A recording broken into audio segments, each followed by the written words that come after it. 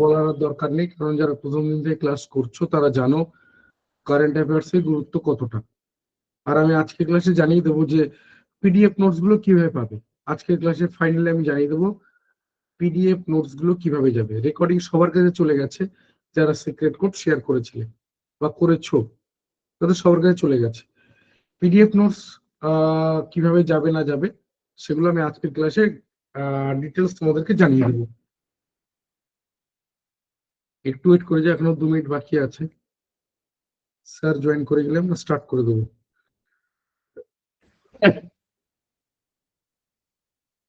তোমার দিক থেকে যদি কোনো সাজেশন থাকে বা কিছু শেয়ার করতে পারো, যেহেতু হাতে কিছুটা সময় রয়েছে, এখনো 1-1.5 মিনিট সময় আছে। তো তোমার দিক থেকে যদি কোনো সাজেশন থাকে, কোনো কিছু জানার বা বলার থাকে বলতে পারো, তাহলে সেই জায়গাগুলোকে রেকটিফাই করা যেতে পারে যে হ্যাঁ স্যার এগুলো আরো দরকার বা এরকম কিছু, সেগুলো তোমরা বলতে পারো, মেসেজ করে জানাতে পারো। আর ক্লাস চলাকালীন আমি বলবো অপ্রয়োজনীয় মেসেজ করো না, সেক্ষেত্রে যারা ডিজার্ভিং ক্যান্ডিডেট তাদের জন্য খুব অসুবিধা হয়। এই ব্যাপারটা একটু মাথায় রেখো, যারা ডিজার্ভিং ক্যান্ডিডেট তাদের জন্য খুব অসুবিধা হয়।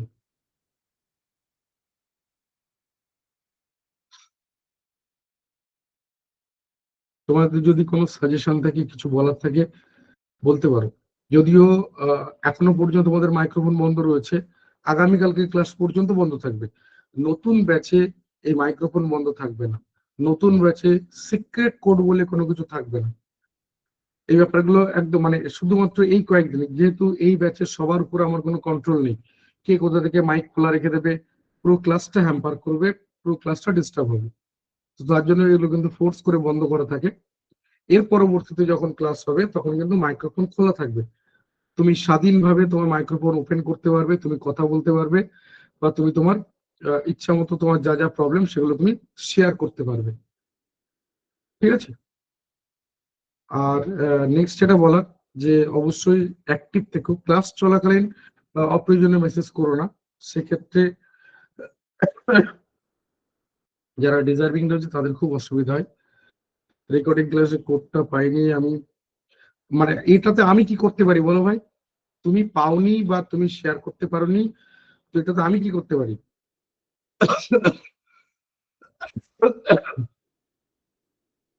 তুমি 2 মিনিট আগে বেরিয়ে গেছো মানে এই সব আমার দায়িত্ব নিয়ে বসে রয়েছে ভাই, সব আমার দায়িত্ব। তুমি যে খাবার খাবে সেটা আমি চিবিয়ে দেবো? তোমার গলার ভিতরে হাত ঢুকিয়ে খাবার পাকস্থলী পর্যন্ত পৌঁছে দেবো? সব ঠিক আমি নিয়ে বসে রয়েছি?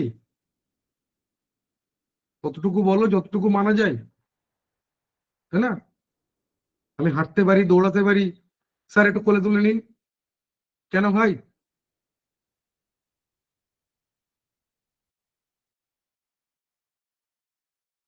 যারা প্রথম দিনে ক্লাস করতে পারোনি, আমি তাদেরকে আজকের ক্লাসে জানিয়ে দেবো যে প্রথম দিনের ক্লাসে রেকর্ডিং বা পিডিএফ নোটস কিভাবে পাবে। আমি এটা করতে পারি। আমি 2 মিনিট আগে বেরিয়ে গেছিলাম, আমি এর দায়িত্ব নিতে পারবো না, আমি ওটার দায়িত্ব নিতে পারবো না। কিন্তু প্রথম দিনের ক্লাস কেউ মিস করে গেছো, আমি আজকের ক্লাসে জানিয়ে দেবো যে প্রথম দিন ক্লাসের রেকর্ডিং বা পিডিএফ নোটস আরো একবার দ্বিতীয়বার কি করে পাবে, আমি আজকের ক্লাসে জানিয়ে দেবো। ততটা পর্যন্ত খোড়া সেজে থাকো যতটা পর্যন্ত সাজলে তোমার উপকার হবে, তোমার সুবিধা হবে। তুমি দৌড়াতে পারো, হাঁটতে পারো, স্ট্রেচারে শুয়ে যেও না, কারণ তা তোমার জন্য ক্ষতিকারক। এবার শোনা না চলা, শোনা মেনে চলা না চলা তোমার দায়িত্ব, তোমার লাইফ, তোমার দায়িত্ব, তুমি সব ঠিক করবে। আমি বলতে পারি আরো একদিন এই এই সেশনের মধ্যে, তারপর যারা রেগুলার ব্যাচে আসবে তাদের সাথে আমার কথা হবে আলাদা করে। না ভাই তুমি প্লিজ এইসব সাজেশন দিও না, নেক্সট ব্যাচ থেকে রেকর্ডিং গ্রুপে পাঠাবেন না, একদমই না। কেন পাঠাবো? কেন পাঠাবো? গ্রুপে কতজন রয়েছে দেখতে পাচ্ছ? এখানে কতজন ক্লাস করে? যারা গ্রুপে রয়েছে তারা শান্তিপ্রিয় লোক। আমি গ্রুপে রেকর্ডিং ক্লাস পাঠিয়ে তাদেরকে কেন ডিস্টার্ব করব? মানে আমি বললাম যে ভাই যদি কিছু সাজেশন থেকে বল, মানে সাজেশন বলতে রেকর্ডিং আর পিডিএফ, এর বাইরে বেরোতে পারলে না। লাইভ যে এর থেকেও বড় প্রিপারেশনের জন্য আরো অন্য কিছু করা যেতে পারে, বা এই মানুষটার থেকে অন্য কিছু শোনা যেতে পারে, অন্য কিছু জানা যেতে পারে, সেরকম টাইপের কোনো কিছু নেই। বিশেষ করে ভুল হাতে চাকরি চলে গেলে দেশের ক্ষতি হয়ে যাবে। ঠিক আছে, আমি চাই সঠিক ব্যক্তিদের কাছে চাকরি যাক। এই যা কিছু কমিউনিকেশন দেখতে পাচ্ছি এর মধ্যে আমি পজিটিভ কিছু খুঁজে পাচ্ছি না। মানে লাইভ বা এই এই এই যে ক্লাসগুলো রয়েছে, সেশনগুলো চলছে, এর শুধুমাত্র রেকর্ডিং ক্লাস আর পিডিএফ এর মধ্যে সীমাবদ্ধ। মানে তুমি কুয়োর ব্যাগ হয়ে পড়ে রয়েছো, বিরাট যে জগৎ এখনো পড়ে রয়েছে তুমি দেখতে পাওনি, ও তোমার চোখের এতে ধরা পড়ে না। যাই হোক, ঠিক আছে, অসুবিধা নেই। সবার কিছু ধরা পড়ে গেলে সমস্যা হয়ে যাবে, কম্পিটিশন আরো বেড়ে যাবে। যত কম ধরা পড়ে তত মঙ্গল। স্যার জয়েন করে গেছেন। যেটা বলার যে অবশ্যই ক্লাসটা মন দিয়ে করো, কারণ কারেন্ট অ্যাফেয়ার্স এর মতো সাবজেক্ট বা স্ট্র্যাটেজিক এর মতো সাবজেক্ট, ক্লাসটা মন দিয়ে করো। স্যার যেখানে শেষ করবেন আমি সেখান থেকে আবার জয়েন করব। এবং আজকের ক্লাসে আমি আবারও বলছি, জানিয়ে দেবো যে প্রিভিয়াস ক্লাসের রেকর্ডিং কি করে পাবে বা পিডিএফ নোটস গুলো কি করে পাবে, আমি আজকের ক্লাসে একদম স্পষ্ট তোমাদেরকে জানিয়ে দেবো। আর অপ্রয়োজনে মেসেজ করো না, তাতে যারা ডিজার্ভিং ক্যান্ডিডেট রয়েছে তাদের খুব অসুবিধা হয়।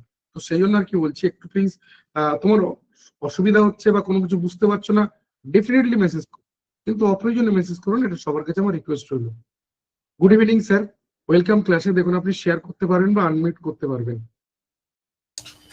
হ্যাঁ, থ্যাংক ইউ স্যার।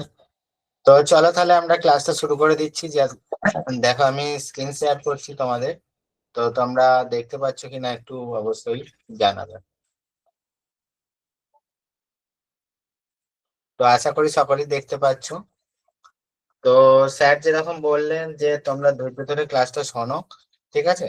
তো আশা করি তোমাদের অবশ্যই হেল্প হবে। চলে আমরা দেরি না করে শুরু করে দিচ্ছি। তো এখানে দেখো আমাদের আরআরবি গ্রুপ ডি অবশ্যই আমাদের, তোমরা জানো ফর্ম ফিল আপ চলছে, যারা এখনো করোনি অবশ্যই ফর্ম ফিল আপ করে নিও। তো অনেকটাই সিট বেশি রয়েছে, তো অবশ্যই ফর্ম ফিল আপ করে নিও যারা এখনো করোনি। তো এখানে তোমরা অবশ্যই জেনে গেছো যে কি ধরনের পরীক্ষা হয় বা আমাদের কত নাম্বারের পরীক্ষা হয়। তো অলরেডি তোমরা জানো, তবু আমি একবার বলে দিই যে আমাদের এখানে মনে রাখবে বিভিন্ন যে সাবজেক্ট গুলো আছে, যেমন ম্যাথামেটিক্স, তারপর হচ্ছে আমাদের কারেন্ট অ্যাফেয়ার্স, স্ট্যাটিক জিকে, তারপর আমাদের জেনারেল সায়েন্স, রিজনিং, এই সমস্ত বিষয়গুলোর উপর পরীক্ষা হয়। আর আমাদের 100 নাম্বার করে কিন্তু পরীক্ষাটা হয়, 90 মিনিট কিন্তু সময় থাকে। তো এখানে যদি আমরা প্যাটার্নটা দেখি, 25 নাম্বারে আমাদের কিন্তু জেনারেল সায়েন্স 25 মার্কের থাকে, অঙ্কের ক্ষেত্রে 25টা 25 নম্বরে, জিআই এর ক্ষেত্রে 30টা 30 নম্বর, এবং 20 নম্বর কিন্তু আমাদের জেনারেল অ্যাওয়ারনেস এবং কারেন্ট অ্যাফেয়ার্স কিন্তু থাকবে। তো এই টোটাল আমাদের 100টা কোয়েশ্চেন 100 নাম্বারের কিন্তু থাকবে। এরপর তো আমাদের যারা কাট অফ ক্লিয়ার করবে, তো সেক্ষেত্রে তাদের কিন্তু আমাদের পেড পরীক্ষা থাকে, ঠিক আছে? সেকেন্ড স্টেজে পেড পরীক্ষা থাকে। তো সেক্ষেত্রে আমাদের দেখো আমাদের 35 কেজি মানে বস্তা নিয়ে ছুটতে হয় ওজন, এবং 100 মিটার 2 মিনিটে কিন্তু দৌড়াতে হয়। আর মহিলাদের ক্ষেত্রে 1000 মিটার 4 মিনিট 15 সেকেন্ড কিন্তু, এই ছেলেদের থাকে 4 মিনিট 15 সেকেন্ডে 1000 মিটার, আর মহিলাদের ক্ষেত্রে 5 মিনিট 40 সেকেন্ড, ঠিক আছে? তো এগুলো একটু দেখে নিও তোমরা। তো আরআরবি এনটিপিসিটাও তোমরা এর সঙ্গে প্রিপারেশন নিতে পারবে, যারা আরআরবি গ্রুপ ডি ভাবছো শুধু দেবে। তো তোমরা এইখানে এনটিপিসিটাও ফিল আপ করেছো, যারা এনটিপিসিটাও তোমরা এই কোর্সের সঙ্গে করতে পারবে। তো এনটিপিসিরও সিলেবাস মোটামুটি একই, শুধু কোয়েশ্চেনের প্যাটার্নটা খালি পাল্টে যায়। এখানে জেনারেল অ্যাওয়ারনেস তোমাদের 40 নম্বরে থাকে, অঙ্ক 30, আর জিআই তোমাদের 30 নম্বর কিন্তু থাকে। তো টোটাল এখানেও 100 নাম্বার থাকে 90 মিনিটের। সিবিটি 1 এর ক্ষেত্রে যারা সিবিটি 1 ক্লিয়ার করবে, সিবিটি 2 থাকে। সিবিটি 2 এর সিলেবাস একই থাকে, শুধু এখানে নাম্বার অফ কোয়েশ্চেন কিন্তু ইনক্রিজ হয়, অর্থাৎ বেড়ে যায়। তো এখানে 40টার পরিবর্তে 50টা জিকে হয়ে যায়, এখানে ম্যাথামেটিক্স 5টা বেড়ে যায়, এখানে ম্যাথামেটিক্স 5টা বেড়ে যায়, অর্থাৎ টোটাল 120টা কোয়েশ্চেন হয়ে যাবে। আর তোমাদের সময় কিন্তু একই থাকবে। তো এবার সিলেবাসটা যদি দেখিস, তো জেনারেল অ্যাওয়ারনেস মোটামুটি সবই এদের এখানে আমাদের কিন্তু পড়তে হয়। তো এখানে কারেন্ট অ্যাফেয়ার্স, যে সাধারণ যে ঘটনাগুলো রয়েছে, ন্যাশনাল অ্যান্ড ইম্পর্টেন্ট ইন্টারন্যাশনাল যে সমস্ত কারেন্ট অ্যাফেয়ার্স গুলো রয়েছে, তারপর অ্যাব্রিভিয়েশন থেকে শুরু করে গেমস অ্যান্ড স্পোর্টস, এখান থেকেও প্রচুর কোশ্চেন আছে। তারপর আমাদের বিভিন্ন আর্ট অ্যান্ড কালচার, এটা থেকেও কোশ্চেন খুব দেয়, ইন্ডিয়ান ইকোনমি, আমাদের ট্রান্সপোর্ট সিস্টেম, ইন্ডিয়ান লিটারেচার, তারপর আমাদের বিভিন্ন মনুমেন্টস প্লেসেস ইন্ডিয়া, তো এই সমস্ত উদাহরণগুলো দেয়।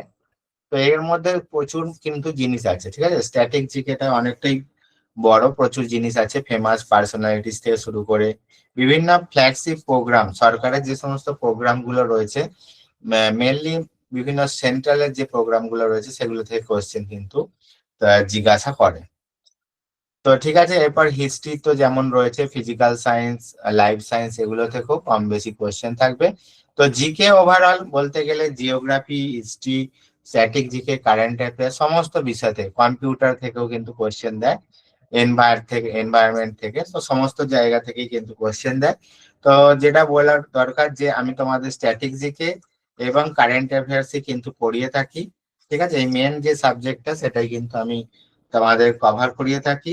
আর বাদবাকি অন্যান্য আরো স্যারেরা রয়েছে যারা তোমাদের হিস্ট্রি, জিওগ্রাফি, পলিটি, ঠিক আছে, এগুলো তোমাদের পড়িয়ে থাকে। তো স্ট্র্যাটেজিতে চলে আসছি। তাহলে এই যে রেলের যে পরীক্ষা, মেনলি এখন যে দুটো পরীক্ষা হচ্ছে, আরআরবি গ্রুপ ডি এবং এনটিপিসি, ছাড়াও আরো অন্যান্য পরীক্ষা হয়, তো এইটাই আমরা বেশি ফোকাস করি এই দুটো এক্সামের উপর। এছাড়া আরো অন্যান্য পরীক্ষা রয়েছে, এএলপি থেকে শুরু করে টেকনিশিয়ান, বিভিন্ন পরীক্ষা আছে, আরপিএফ, এগুলো তো রয়েছে।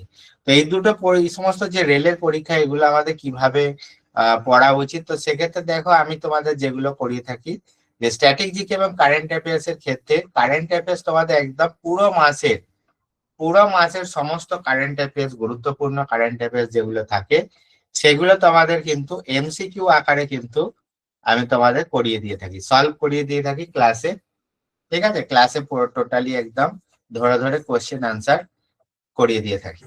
তো এক্ষেত্রে তোমরা কি পাচ্ছ, প্রথমেই মান্থলি কারেন্ট অ্যাফেয়ার্স, যে একদম সব থেকে গুরুত্বপূর্ণ কারেন্ট অ্যাফেয়ার্স গুলো মান্থলি হিসাবে, কিন্তু মাসিক কারেন্ট অ্যাফেয়ার্স প্রায় 200-র ওপরে কিন্তু কারেন্ট অ্যাফেয়ার্স তোমরা প্রত্যেক মাসে এমসিকিউ আকারে কিন্তু পেয়ে যাচ্ছ।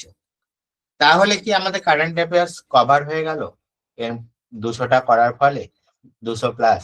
না, এখানে কিন্তু সীমাবদ্ধ নয়, কারণ এমন অনেক কিছু গুরুত্বপূর্ণ ঘটনা রয়েছে যেগুলোর ওপর থেকে শুধু এমসিকিউ করে গেলে কিন্তু মিস হয়ে যাবে।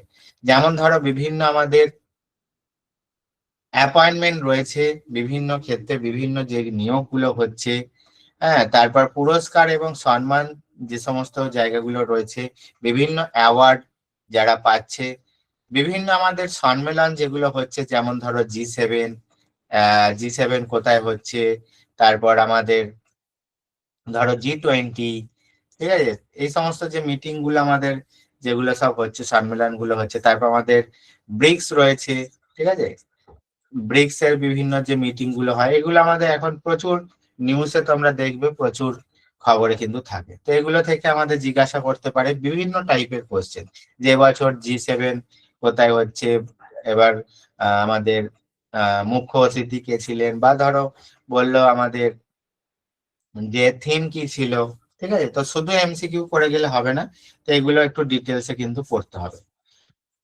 তারপর দেখো যৌথ সামরিক মহড়া, বিভিন্ন দেশ যে আমাদের ভারতের সঙ্গে যে যৌথ সামরিক মহড়া গুলো প্র্যাকটিস করে থাকে প্রত্যেক সারা বছরে, তো সেগুলো আমাদের দেখতে হয়। খেলা তো আমাদের খুবই গুরুত্বপূর্ণ, খেলা থেকে আমাদের প্রচুর কোশ্চেন হয়। যেমন ধরো এই আমাদের এখন বর্তমানে টি20 বিশ্বকাপ হচ্ছে, ঠিক আছে, টি20 বিশ্বকাপ হচ্ছে, তোমরা জানো টি20 ওয়ার্ল্ড কাপ, এখান থেকে আমাদের কোশ্চেন জিজ্ঞাসা করবে। তো এখান থেকে আমাদের কে টি20 ওয়ার্ল্ড কাপ পেলো, কে বেশি রান করলো, ঠিক আছে, কে আমাদের ম্যান অফ দ্য ম্যাচ হলো, কে ম্যান অফ দ্য সিরিজ হলো, এগুলো সব আমাদের যেহেতু দেখো রেলের একটা ব্যাপার হচ্ছে, এখানে অনেক শিফটে পরীক্ষা হয়। তো আমাদের ওয়েস্ট বেঙ্গল বা অন্যান্য পরীক্ষাগুলো কি হয়, যে একটা শিফটেই কিন্তু পরীক্ষাটা হয়ে যায়, যার ফলে কি হয়, তোমার শুধু যে টি20 বিশ্বকাপ কে পেয়েছিল বা ম্যান অফ দ্য সিরিজ কে পেয়েছিল, শুধু এইটুকুনি করলেই হয়ে যায়। কিন্তু রেলের ক্ষেত্রে যেহেতু অনেকগুলো শিফটে পরীক্ষা হয়, তো এখান থেকে তোমাকে কিন্তু নানান ধরনের কোশ্চেন বিভিন্ন শিফটে তোমাকে জিজ্ঞাসা করবে, ঠিক আছে। তো সেই জন্য আমাদের একটু ডিটেলস এখানে পড়ে রাখতে হবে। এর আগে আমাদের মহিলাদের আইপিএল হয়ে গেল, যেটাকে বলা হয় ডাব্লিউপিএল, ঠিক আছে। ডাব্লিউপিএল থেকে আমি আগের বারেও তোমাদের বলেছিলাম এখান থেকে কোশ্চেন আসবে, ঠিক আছে, আগের যে আমাদের ব্যাচ ছিল, তো ওখান থেকে কিন্তু ডাব্লিউপিএল থেকে কোশ্চেন ডাইরেক্ট আমাদের আরআরবি এনটিপিসি পরীক্ষা আগেরবারে যেটা হয়ে গেল, ওখানে কিন্তু জিজ্ঞাসা করেছিল, ঠিক আছে, যে আরআরবি এনটিপিসি জিজ্ঞাসা করেছিল CBT 1-এ, যে এবছর ডাব্লিউপিএল আমাদের কোন দল জয়লাভ করেছে। তো এই সমস্ত কোয়েশ্চেন গুলো কিন্তু আমাদের জিজ্ঞাসা করবে। এছাড়া জনপ্রিয় প্রকাশিত বই, ব্র্যান্ড অ্যাম্বাসাডার, বিভিন্ন যে কোম্পানির ব্র্যান্ড অ্যাম্বাসাডার যারা নির্বাচিত হয়েছে, মহেন্দ্র সিং ধোনি থেকে শুরু করে আমাদের বিভিন্ন যে খেলায় বা আমাদের সিনেমা জগতের যারা ব্র্যান্ড অ্যাম্বাসাডার হয়, তাদের এগুলো কিন্তু আমাদের এখানে জিজ্ঞাসা করে, এগুলো আমাদের পড়তে হয়। তো এগুলো আমাদের ডিটেলসে পড়তে হবে। তো বুঝতে পারলে? তো একইভাবে তাহলে দেখো যে আমরা এমসিকিউও করছি এবং ডিটেলসে কিন্তু নোটসও পড়ছি। এরপর দেখো আমাদের রয়েছে স্ট্যাটিক জিকে। স্ট্যাটিক জিকেও ঠিক আমরা কিন্তু একইভাবে কিন্তু কভার করব। স্ট্যাটিক জিকে আমি তোমাদের এখন 100 নয়, 180 প্লাস, ঠিক আছে, 180 প্লাসের ওপর যে বিভিন্ন গুরুত্বপূর্ণ টপিক গুলো রয়েছে সেগুলো কিন্তু আমি তোমাদের ডিটেলসে এখানে কিন্তু ডিটেলসে তোমাদের নোটস দিয়ে থাকি, ঠিক আছে। এবং যথেষ্ট এগুলো ডিপলি নোটস থাকে, যেটা তোমার করলে সমস্ত পরীক্ষা কিন্তু কভার হয়ে যাবে। তো এখানে তোমরা নোটস পেয়ে যাচ্ছ স্ট্যাটিক জিকের বিভিন্ন টপিকের উপরে, প্রায় 180-র ওপর বিভিন্ন যে টপিক গুলো রয়েছে সেগুলোর ওপর বিভিন্ন থিওরিক্যাল নোটস পেয়ে যাচ্ছ। এবং তার সঙ্গে সঙ্গে বিভিন্ন টপিকের ওপরে গুরুত্বপূর্ণ এমসিকিউ গুলো কিন্তু পাবে। এমসিকিউ গুলো তোমাদের দেওয়া একটাই উদ্দেশ্য, যাতে তোমরা বুঝতে পারো যে স্ট্যাটিক জিকে থেকে আমাদের কি ধরনের প্রশ্ন জিজ্ঞাসা পরীক্ষায় করে। তো অনেকে ধারণা দেওয়া স্ট্যাটিক জিকে আবার কি। তো স্ট্যাটিক জিকে কিছুই নয়, ইতিহাস, ভূগোল, পলিটি, তারপর আমাদের যে ইকোনমিক্স, বিভিন্ন যে সাবজেক্ট গুলো রয়েছে ওর বাইরে যে সমস্ত কোশ্চেন গুলো পরীক্ষায় জিজ্ঞাসা করে, যেমন ধরো ওস্তাদ আমজাদ আলী খান কোন বাদ্যযন্ত্রের সঙ্গে যুক্ত, এই টাইপের যে কোশ্চেন গুলো, এগুলো আমরা ইতিহাস, ভূগোল এই সমস্ত বইতে পাবো না। তো এগুলো আমাদের স্ট্যাটিক জিকের আন্ডারে কিন্তু রয়েছে, যেগুলো নোট কিন্তু আমার কাছ থেকে তোমরা কিন্তু ডিটেলসে কিন্তু পাবে, ঠিক আছে। এবং তোমাদের আর একটা জিনিস বলে রাখি, সমস্ত নোটস এবং MCQ, all notes and MCQ তোমরা কিন্তু বেঙ্গলি ভাষাতেও পাবে, ইংরাজি ভাষাতেও পাবে, ঠিক আছে। দুটো ভাষাতেই তোমরা, বাংলা এবং ইংরাজি দুটো ভাষাতেই কিন্তু নোটস এবং এমসিকিউ কিন্তু পাবে, বুঝে গেল? এবং তোমরা এর সঙ্গে সঙ্গে প্রিভিয়াস ইয়ার কোশ্চেন এবং প্র্যাকটিস সেটে তোমরা ক্লাসের কিন্তু সুযোগ পাচ্ছ, ঠিক আছে। বিভিন্ন সাবজেক্টের উপরে প্র্যাকটিস সেট করারও কিন্তু সুযোগ পাচ্ছ। এরপর দেখো আমরা চলে আসছি, তো তোমরা যারা একেবারে নতুন শুরু করছো, ক্লাস 9-10 এর থিওরি যে বই আছে ওটা পড়তে পারো, বা এনসিইআরটি তোমরা ফলো করতে পারো সায়েন্স ক্ষেত্রে বা আমাদের হিস্ট্রির ক্ষেত্রে বা জিওগ্রাফির ক্ষেত্রে। তো এনসিইআরটি বই বা 9-10 এর গভর্নমেন্টের বইটা ফলো করতে পারো। এনসিইআরটি থেকেই আমাদের বেশিরভাগ যে সায়েন্সের যে টপিক কোশ্চেন, ঠিক আছে, এগুলো এখান থেকে কিন্তু তুলে দেয়, ঠিক আছে। তো এনসিইআরটি পড়তে পারো, বাট 9-10 এর যে গভর্নমেন্টের যে বইটা আছে ওটাও তোমরা পড়তে পারো। তো গ্রুপ ডির ক্ষেত্রে যেহেতু তোমরা গ্রুপ ডি পরীক্ষা দেবে, ওই জন্য বললাম ওখানে সায়েন্সটা ভেরি ইম্পর্টেন্ট। তো সেক্ষেত্রে তোমরা সায়েন্স যদি প্র্যাকটিস করতে চাও তো এই জায়গাটা পড়তে পারো। এবার দেখো আমরা স্ট্যাটিক জিকে লিস্টে চলে আসছি, যে স্ট্যাটিক জিকে কি ধরনের লিস্ট হয়। তো কোনগুলো স্ট্যাটিক জিকে আন্ডারে, যেমন বিভিন্ন ধরনের গুরুত্বপূর্ণ বাঁধ, বিভিন্ন গুরুত্বপূর্ণ ওয়াইল্ড লাইফ স্যাংচুয়ারি, বিভিন্ন আমাদের বার্ড স্যাংচুয়ারি, বিভিন্ন নদী তীরবর্তী শহর, ঠিক আছে। তো এখানে দেখো আমাদের রয়েছে, এই দেখো, পাখির অভয়ারণ্য, নদী তীরবর্তী শহর, ভারতের বিভিন্ন নৃত্য উৎসব, তারপর ভারতের মহাকাশ গবেষণা কেন্দ্র, ভারতের বিভিন্ন ব্যাংকগুলোর হেডকোয়ার্টার, ভারতের গুরুত্বপূর্ণ হ্রদগুলোর নাম, ঠিক আছে, বিভিন্ন যে হ্রদগুলো রয়েছে, রিজার্ভ ব্যাংকের আমাদের টাইগার রিজার্ভের তালিকা, জাতীয় উদ্যান, আমাদের ন্যাশনাল পার্ক থেকে শুরু করে বিভিন্ন যে টপিক গুলো রয়েছে, এগুলো সমস্ত ভারতের বিভিন্ন গুরুত্বপূর্ণ বিপ্লব, পর্বত, সমস্ত কিন্তু আমাদের এগুলোর ওপর কিন্তু তোমরা নোটস পাবে, ঠিক আছে। তো এখানে দেখো আমরা যদি একটা প্রিভিয়াস ইয়ার একটা কোশ্চেন দেখে নিই, যে আমাদের কি ধরনের কোশ্চেন আমাদের পরীক্ষায় জিজ্ঞাসা করে। তো দেখলে দেখতে পাবে এখানে দেখো বিভিন্ন বায়ুমণ্ডলের স্তর থেকে কোশ্চেন জিজ্ঞাসা করেছে।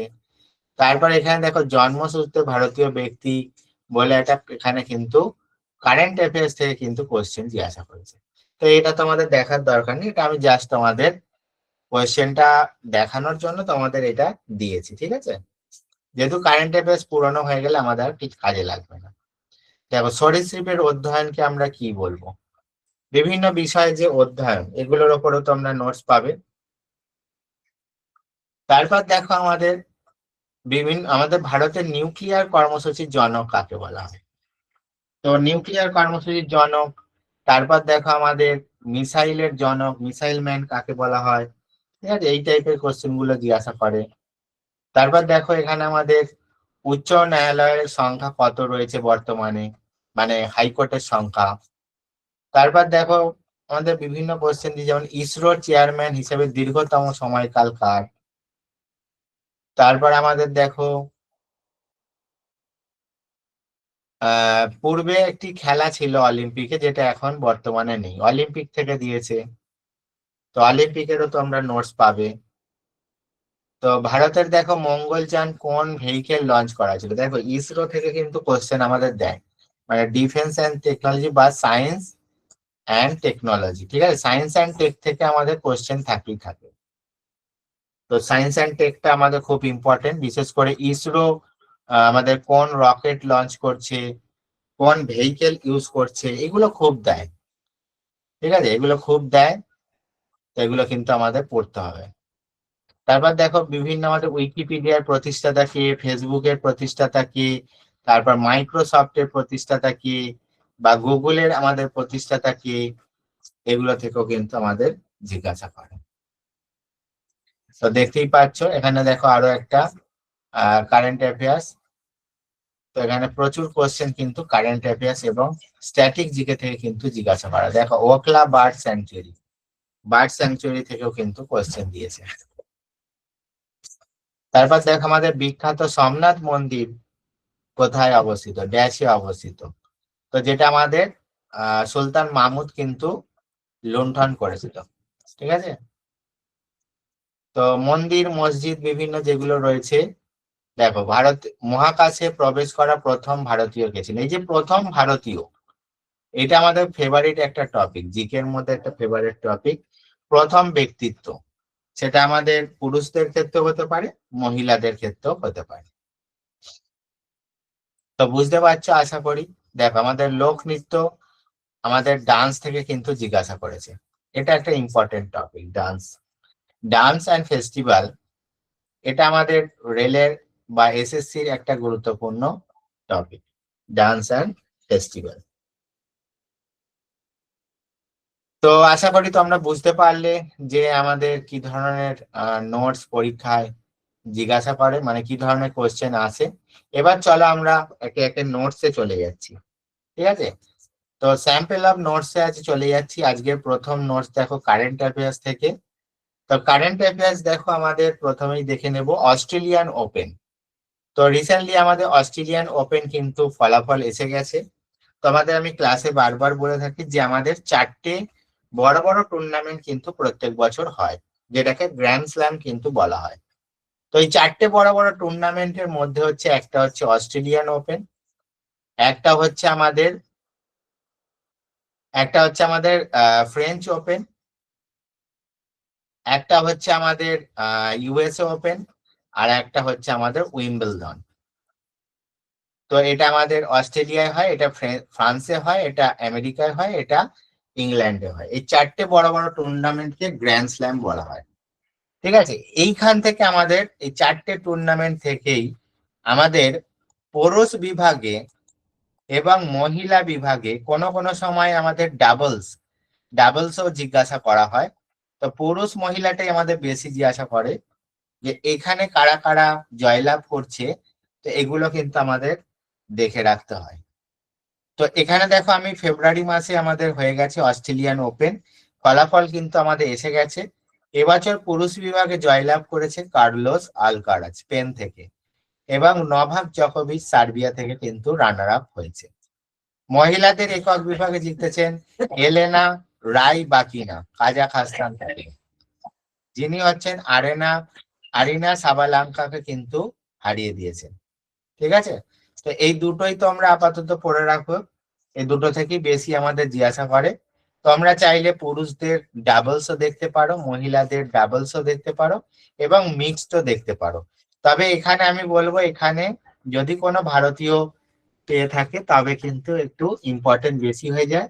চাইলে তোমরা পুরোটাও করতে পারো, কোনো অসুবিধা নেই। কিন্তু মেইনলি আমাদের পুরুষ বিভাগ আর মহিলা বিভাগটাই কিন্তু জিজ্ঞাসা করে থাকে। তো অবশ্যই এই দুটো এবং কোন দেশ থেকে তারা, ঠিক আছে, দেশটার নামও কিন্তু মনে রাখবে, এগুলো আমাদের জিজ্ঞাসা করে। তো অস্ট্রেলিয়ান ওপেন তাহলে তোমরা আজকের নোটসে পেয়ে যাচ্ছ, ভালো করে রেখে দেবে, এগুলো হারাবে না। এরপর আমাদের ফ্রেঞ্চ ওপেন আসবে যখন খেলা হবে। তারপর আচ্ছা তোমাদের বলে রাখি যে আমাদের মানে এই যে বছর শুরু হয়, বছর শুরুর প্রথম গ্র্যান্ড স্ল্যাম হচ্ছে কিন্তু আমাদের এই অস্ট্রেলিয়ান ওপেন। অস্ট্রেলিয়ান ওপেন দিয়ে কিন্তু আমাদের প্রতিযোগিতা কিন্তু শুরু হয়। ঠিক আছে, এটা আমাদের কোশ্চেনে জিজ্ঞাসা করে যে মরসুমের আমাদের প্রথম গ্র্যান্ড স্ল্যাম কোনটা, তো মনে রাখবে অস্ট্রেলিয়ান ওপেন। এরপর আস্তে আস্তে ফ্রেঞ্চ, ইউএসএ, উইম্বলডন আসতে থাকবে। এরপর দেখো আমরা দেখে নেব জানুয়ারি মাসের 2026-এর কিছু গুরুত্বপূর্ণ ঘটনা, যেগুলো না করলে কিন্তু নয়। তো কারেন্ট অ্যাফেয়ার্স আজকে তোমরা জানুয়ারি 2026 টোটালটাই পেয়ে যাচ্ছ নোটস গুলো।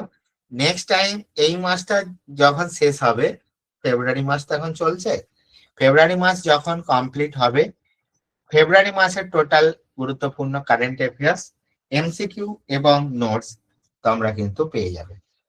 ঠিক আছে, তো চলো আমরা কারেন্ট অ্যাফেয়ার্স জানুয়ারিটা দেখে নিই। দেখো আমাদের হেনলি পাসপোর্ট সূচক সম্প্রতি কিন্তু প্রকাশিত হয়েছে, যেখানে ভারতের র্যাঙ্ক কিন্তু 80 দেওয়া হয়েছে। এবারে ভারতের র্যাঙ্ক কত? 80। এবং এই তালিকায় শীর্ষে কারা রয়েছে, ভালো করে এইগুলো পড়ে রাখবে। র্যাঙ্ক থেকে আরআরবি, এনটিপিসি এবং গ্রুপ ডি দুটোতেই আমাদের এবছর কোশ্চেন জিজ্ঞাসা করেছে। মানে 2025-এ যে পরীক্ষাটা হচ্ছে আরআরবি, গ্রুপ ডি এবং এনটিপিসি, এখানে র্যাঙ্ক গুলো কিন্তু আমি দেখেছি, কোশ্চেন দেখছিলাম, র্যাঙ্ক গুলো থেকে কিন্তু আমাদের কোশ্চেন জিজ্ঞাসা করছে। বিভিন্ন জিনিসের যে র্যাঙ্ক গুলো, ঠিক আছে, বিভিন্ন ইন্ডেক্সের যে র্যাঙ্ক গুলো সূচকের, সেগুলো থেকে কিন্তু কোশ্চেন জিজ্ঞাসা করছে। এবং ভারতটা তো পড়বেই, এই তালিকায় শীর্ষে কে থাকছে, শীর্ষ অবশ্যই মনে রাখার চেষ্টা করবে। ঠিক আছে, তো শীর্ষটা মনে রাখবে যে শীর্ষে কে রয়েছে। দেখো এখানে সিঙ্গাপুর রয়েছে, আর আমাদের ভারতের র্যাঙ্ক কত? 80। পরবর্তী দেখো আমাদের পরবর্তী আমরা দেখে নেব। দেখো আমাদের জাতিসংঘ কর্তৃক ঘোষিত আন্তর্জাতিক বর্ষ হিসেবে র্যাঞ্চল্যান্ডস অ্যান্ড পাস্টোরালিস্ট এর আন্তর্জাতিক বর্ষ 2026-এ কিন্তু ঘোষণা করা হয়েছে। তারপর আমাদের প্রাক্তন আমাদের দেখো লোকসভা এবং রাজ্যসভার সদস্য এবং ক্রীড়া প্রশাসক সুরেশ কালমারি, তিনি কিন্তু মারা গেছে। ভারতীয় সেনাবাহিনী কর্তৃক বর্ষ হিসেবে নেটওয়ার্কিং অ্যান্ড ডেটা সেন্ট্রিসিটি বর্ষ হিসেবে 2026-কে ঘোষণা করা হয়েছে। দেখো এখানে তোমাকে কি জিজ্ঞাসা করবে, যে বলবে যে ভারতীয় সেনাবাহিনী এই বছরকে কোন বর্ষ হিসেবে ঘোষণা করেছে, তোমাকে 4টে অপশন দিয়ে দেবে। তো সেক্ষেত্রে তোমাকে মনে রাখতে হবে নেটওয়ার্ক অ্যান্ড ডেটা সেন্ট্রিসিটি। ঠিক আছে, তো তোমাকে সেখানে ক্লিক করে বেরিয়ে যেতে হবে। পরবর্তী দেখো আমাদের যুক্তরাষ্ট্র কর্তৃক ভেনেজুয়েলার বিরুদ্ধে সামরিক একটা অভিযান চালানো হয়েছে, তোমরা সকলেই টিভিতে দেখেছো, তো ভালো কথা। কিন্তু তোমাদের এখানে কোশ্চেন জিজ্ঞাসা করবে যে আমেরিকা যে আক্রমণটা চালালো সেইটার নাম কি দিয়েছিল, সেটা হচ্ছে আমাদের কোশ্চেন। তো মনে রাখবে অপারেশন অ্যাবসলিউট রিজলভ। ঠিক আছে, তো এটার নাম দিয়েছিল অপারেশন অ্যাবসলিউট রিজলভ। এইগুলো কিন্তু মনে রাখতে হবে।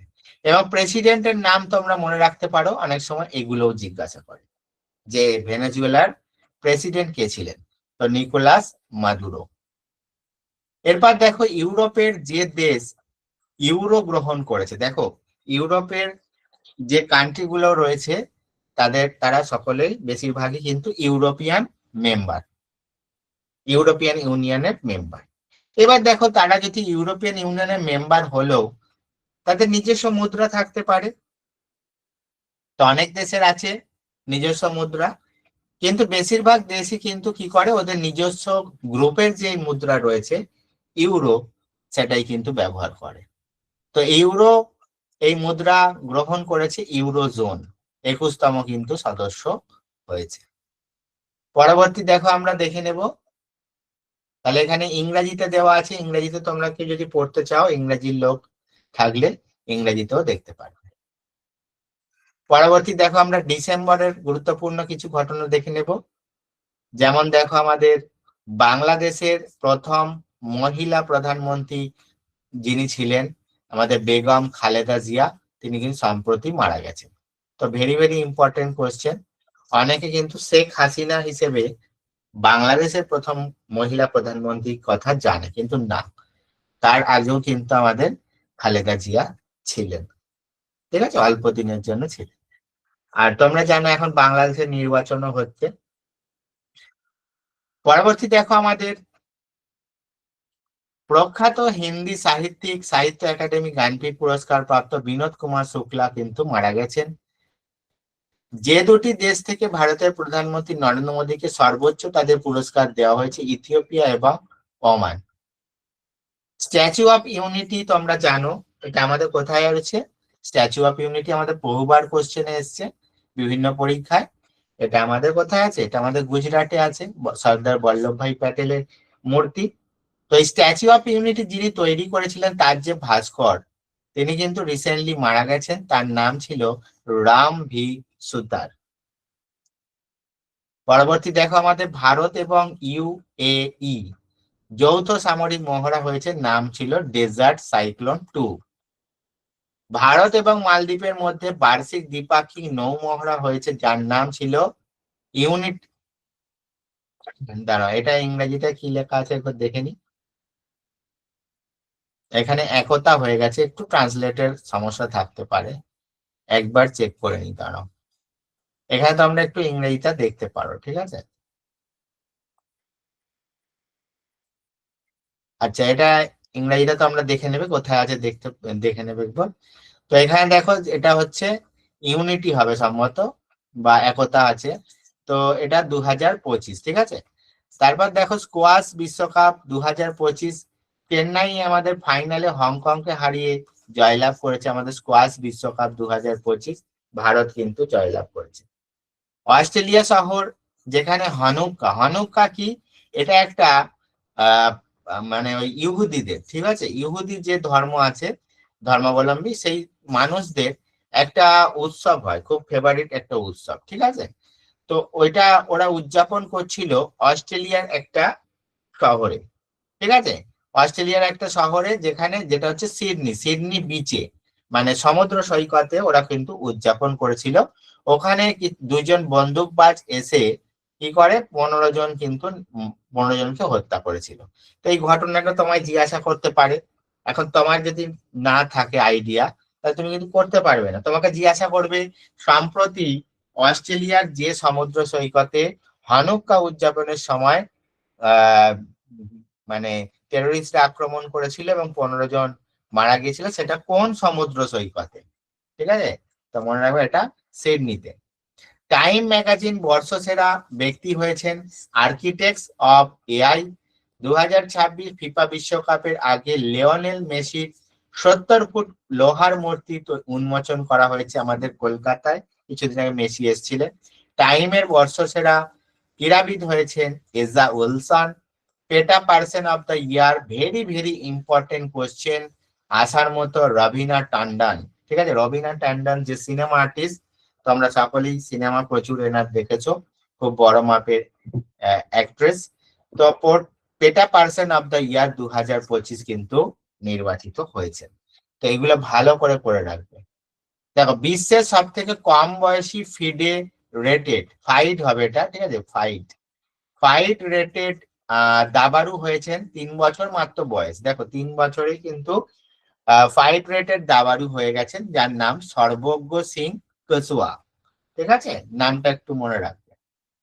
তারপর দেখো আমাদের এইটা ভেরি ভেরি ইম্পর্টেন্ট, যে ভারতীয় উৎসব ইউনেস্কোর মানবতার অমূর্ত সাংস্কৃতিক ঐতিহ্যের তালিকায়, ইউনেস্কোর তালিকায় যুক্ত হয়েছে। কোন উৎসব? দীপাবলি উৎসব। ভালো করে মনে রাখবে, very very important question. Bharat এবং মালয়েশিয়ার মধ্যে দেখো আর একটা যৌথ সামরিক মহড়া হয়েছে রাজস্থান, কোথায় হয়েছে খেয়াল রাখবে, কারণ এগুলো এনটিপিসি তে এবারে জিজ্ঞাসা করছিল 2025-এর কোশ্চেন, আমি দেখছিলাম ওখানে কিন্তু এরকম জিজ্ঞাসা করছিল। বারবার বলেছি তোমাদের ক্লাসে যে এগুলো একটু ভালো করে দেখে রাখবে, যে নোটস গুলো আমি তোমাদের দিচ্ছি। এটার নাম ছিল হারিমাউ শক্তি 2025।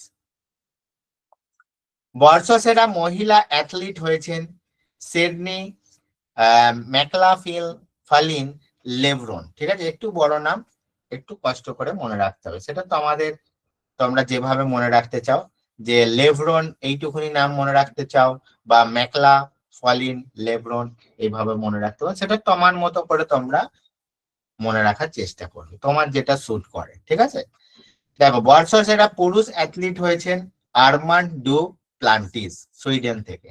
এগুলো ভালো করে করবে, স্পোর্টস একদম দেওয়া থাকবে, মানে স্পোর্টস ভালো করে করবে। ঠিক আছে, কারণ সিলেবাসে বলে দিয়েছে যে বড় বড় করে যে খেলা থেকে আমাদের কোশ্চেন আসবে। দেখো সুলতান আজলান শাহ হকি কাপ 2025 কারা জিতেছে? ফাইনালে ভারতকে হারিয়ে জিতেছে বেলজিয়াম। সুলতান আজলান শাহ কাপ থেকে আমাদের দুটো কোশ্চেন আছে, যে এবছর কারা পেয়েছে, মানে 25-এ বেলজিয়াম, আর একটা জিজ্ঞাসা করে যদি সোজা কোশ্চেন হয় তো জিজ্ঞাসা করবে সুলতান আজলান শাহ কাপ কোন খেলার সাথে যুক্ত, তো মনে রাখবে হকি খেলার সাথে যুক্ত। ঠিক আছে, দুই ভাবে কোশ্চেন আসে।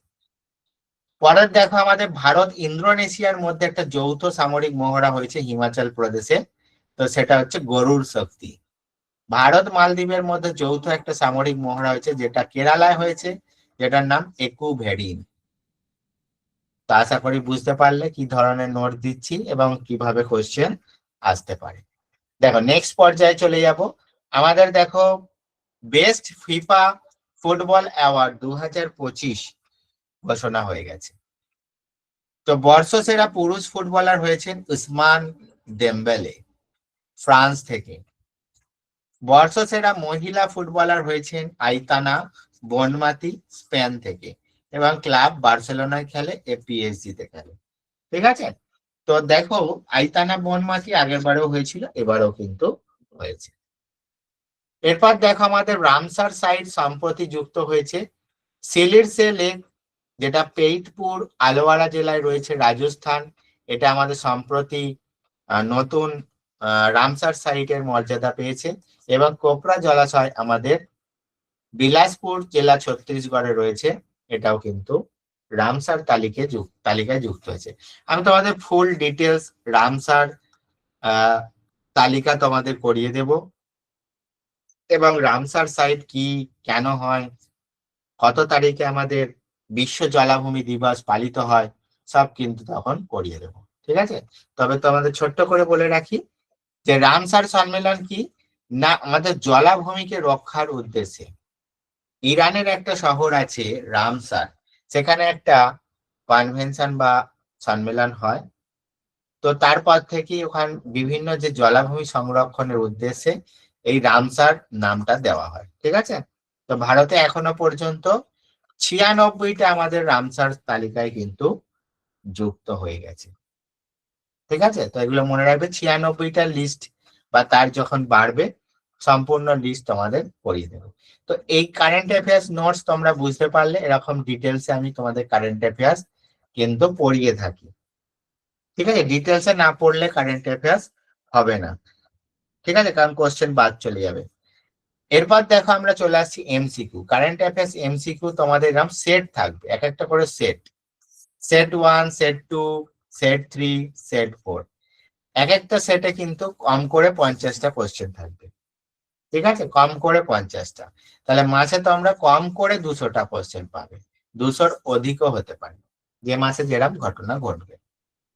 তো কারেন্ট অ্যাফেয়ার্স এমসিকিউ দেখো এরকম সেট থাকবে তোমাদের। দেখো এই যে কোন রাজ্যে আমাদের সিলিসের লেক বা হ্রদকে 96তম রামসার সাইট হিসাবে মনোনীত করেছে। আজকে এই রামসার সাইট করালাম, সিলিসের লেক এবং কোপরা জলাশয়। ঠিক আছে, তো এরকম ইংরেজিতে কোশ্চেন থাকবে।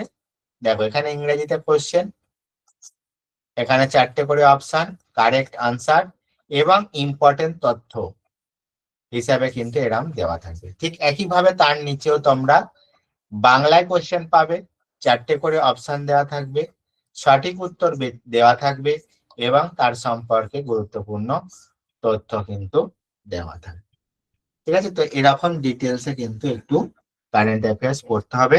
কারেন্ট অ্যাফেয়ার্স অন্যান্য পরীক্ষাতেও কম বেশি থাকলেও রেলের পরীক্ষায় এবং এসএসসি পরীক্ষায় এরা কারেন্ট অ্যাফেয়ার্স ছাড়া কিছু বোঝে না।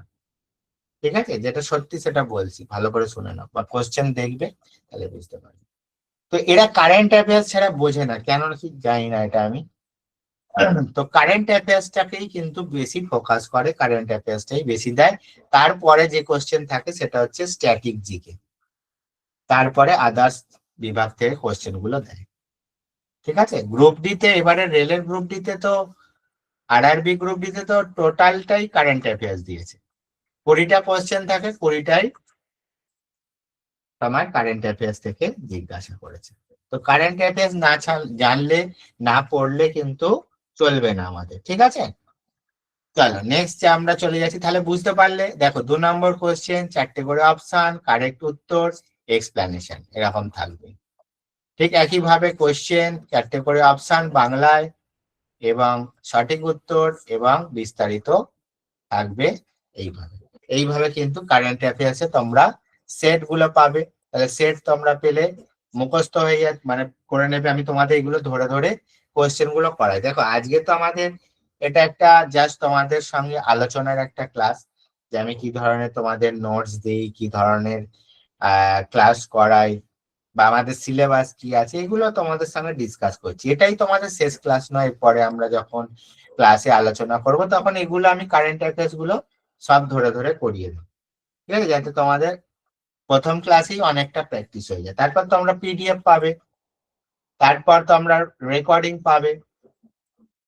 ঠিক আছে, তো পিডিএফ এর সঙ্গে সঙ্গে রেকর্ডিং থাকবে তোমাদের কাছে, যার ফলে কি হবে, তোমরা যখন খুশি তোমাদের ইচ্ছা মতো সময় অনুযায়ী, অনেকে কাজ করো বা অনেকে হয়তো ক্লাস মিস করে ফেললে, চেষ্টা করবে লাইভ ক্লাস করার, ধরো মিস করে ফেললে তো সেক্ষেত্রে তোমার রেকর্ডিং থাকছে, দেখে নিতে পারবে।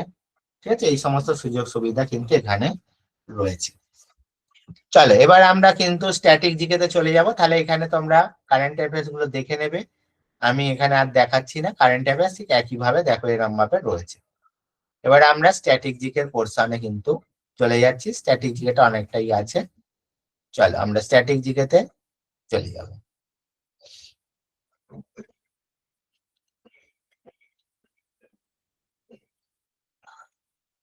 দেখো এবার স্ট্যাটিক জিকেতে আমরা চলে আসছি।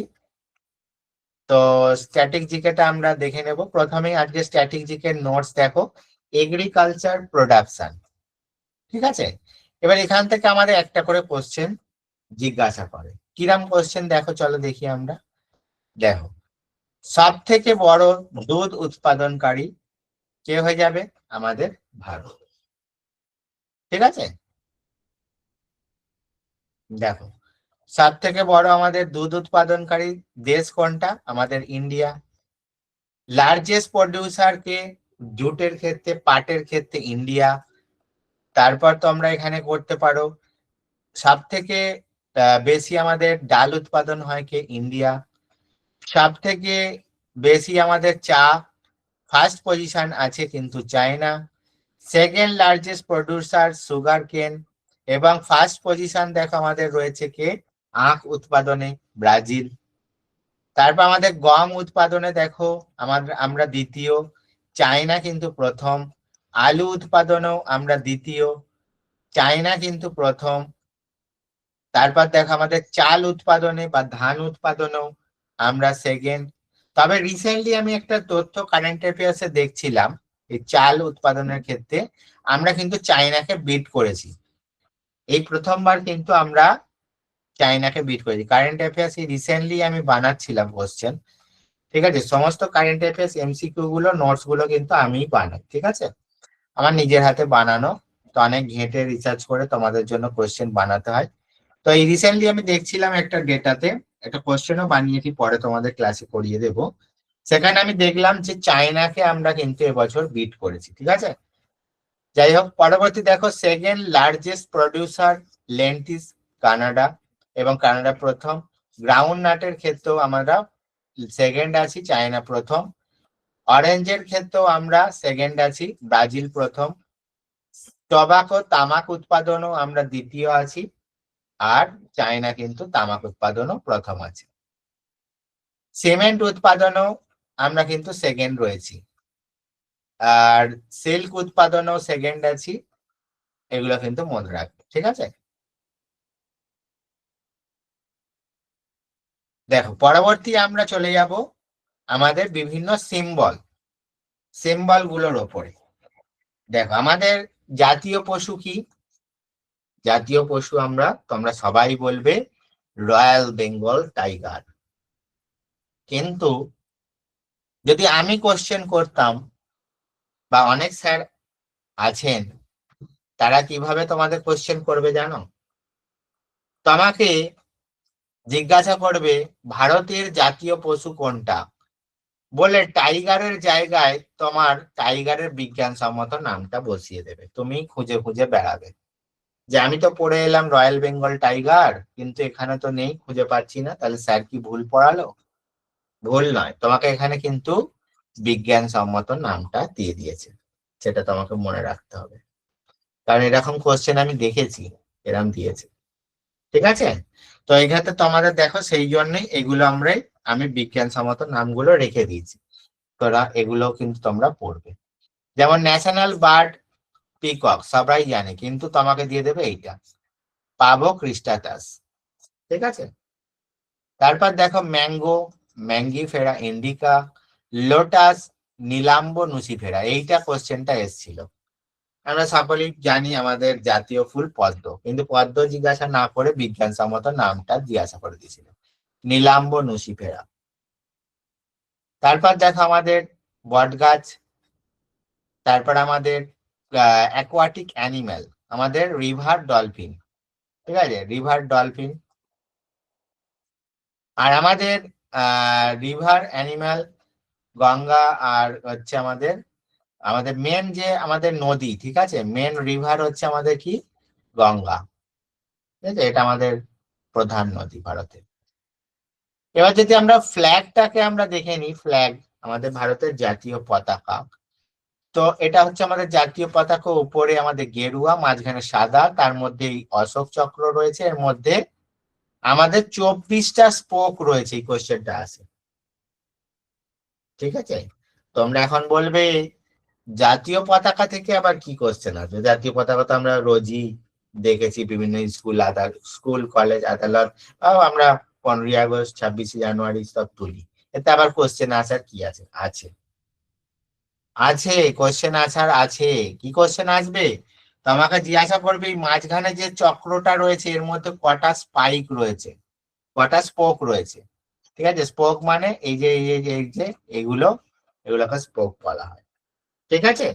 তুমি তখন হাঁ করে থাকবে যে কটা আবার স্পোক আছে, নাহলে আন্দাজে দিতে যাবে। না, আন্দাজে দেওয়ার দরকার নেই, আজকে থেকে জেনে নাও এখানে 24টা স্পোক আছে। আর কি জিজ্ঞাসা করে কোশ্চেন? আর জিজ্ঞাসা করে আমাদের ভারতের গণপরিষদ কবে আমাদের জাতীয় পতাকে গ্রহণ করেছিল? দেখো, 22শে জুলাই আমরা অ্যাডপ্ট করেছিলাম, গ্রহণ করেছিলাম আমাদের জাতীয় পতাকাকে, ঠিক আছে। আর কি আসতে পারে? আর দেখো, আমাদের আসতে পারে যেটা, এই ভারতের জাতীয় পতাকার দৈর্ঘ্য, এটা হচ্ছে আমাদের প্রস্থ, সাইডটাকে বলি, আর উপরেরটাকে আমরা কি বলি, বা নিচেরটাকে দৈর্ঘ্য বলে থাকি, লেন্থ অ্যান্ড ব্রেথ। তো এটার দৈর্ঘ্য এবং প্রস্থ কত হওয়া উচিত? তো মনে রাখবে 3:2। তো মনে রাখবে আমাদের জাতীয় পতাকার দৈর্ঘ্য এবং প্রস্থ অবশ্যই 3:2 হবে। মানেটা কি?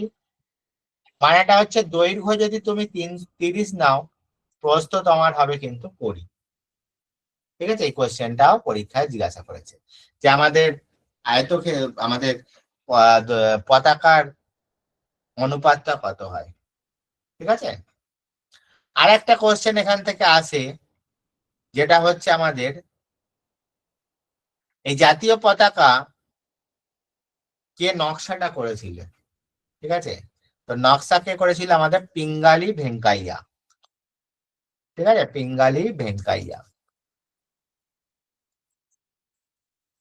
এগুলো মনে রাখবে, এইগুলো আমাদের কোশ্চেন পতাকা থেকে আসে। চলো নেক্সট চলে যাচ্ছি আমরা। এরপর দেখো এখানে আমি বলেই দিয়েছি আমাদের যে কি ন্যাশনাল অ্যানথেম এবং ন্যাশনাল সং। ন্যাশনাল অ্যানথেম মানে আমাদের জাতীয় স্তোত্র। দেখো গুগল ট্রান্সলেট করলে অ্যানথেম মানেও তোমার গান দেখাবে বা সঙ্গীত দেখাবে, ন্যাশনাল সং মানেও হচ্ছে আমাদের গান বা সঙ্গীত দেখাবে। তো এটা শুদ্ধ কথায় বললে অ্যানথেম মানে হচ্ছে স্তোত্র, স্তোত্র। ঠিক আছে, অ্যানথেমটাই তোমরা মনে রাখবে। আর ন্যাশনাল সং মানে আমাদের জাতীয় সঙ্গীত। তো আমাদের জাতীয় স্তোত্র কোনটা বা অ্যানথেম কোনটা? এটা হচ্ছে জনগণ মন, রবীন্দ্রনাথ ঠাকুরের লেখা। আর ন্যাশনাল সং, জাতীয় সঙ্গীত আমাদের বন্দে মাতারাম। দেখো এটা রবীন্দ্রনাথ ঠাকুরের লেখা, এটা বঙ্কিমচন্দ্র চট্টোপাধ্যায়ের লেখা। অরিজিনাল লেখা হয়েছিল বাংলায়, এটা অরিজিনালি লেখা হয়েছিল সংস্কৃত ভাষায়। প্রথম আমাদের গাওয়া হয়েছিল 1911 সালে কলকাতার অধিবেশনে। ঠিক আছে, এগুলো মনে রাখবে। আর এটা 1896 সালে কলকাতা অধিবেশনে গাওয়া হয়েছিল। আর এটা আমাদের গেয়েছিলেন হচ্ছে টেগর। আর এটা হচ্ছে আমাদের হচ্ছে ঋষি অরবিন্দ প্রথম করেছিলেন। ঠিক আছে, তো এগুলো ভালো করে মনে রাখবে। দেখো এরপর আমরা অশোক স্তম্ভ থেকে আমরা একটু দেখে নেব। তো আমাদের যে সারনাথ, অশোকের যে সারনাথ সিংহ, সেটা রাজধানীর একটা অভিযোজন। আর এখানে দেখো, এখান থেকে আমাদের একটা কোশ্চেন, খুব ভালো কোশ্চেন জিজ্ঞাসা করে। দু তিনটে কোশ্চেন আমি বলে দিচ্ছি এখান থেকে, ঠিক আছে, ভালো করে শুনে নাও। এখান থেকে আমাদের দেখো, এইটা যদি অশোক স্তম্ভটা দেখো, দেখবে এইখানটা আমাদের কিছু প্রাণীর ছবি দেওয়া আছে। ঠিক আছে, ঠিক যেখানটা আমি গোল পাকালাম। তো এখানে আমাদের চারটের মতো দেখো আমাদের প্রাণী আছে। সেগুলো কি কি? ঘোড়ার ছবি আছে, ষাঁড় আছে, সিংহ আছে, হাতি আছে। এই চারটে প্রাণীর ছবি এখানে কিন্তু দেখা যায়।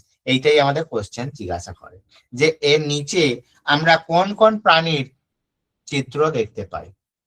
বললে তো আমাদের একটা ভুল অপশন তোমাকে কিন্তু দিয়ে দেবে। এই ঘোড়ার বদলে তোমাকে গাধা দিয়ে দেবে, না হলে কোনো গরু টরু দিয়ে দেবে। ঠিক আছে, তো এগুলো কিন্তু তোমাদের খেয়াল রাখতে হবে যে কোন কোন প্রাণীর ছবি দেওয়া আছে, চিত্র দেওয়া আছে। ঘোড়া, ষাঁড়, সিংহ এবং হাতি।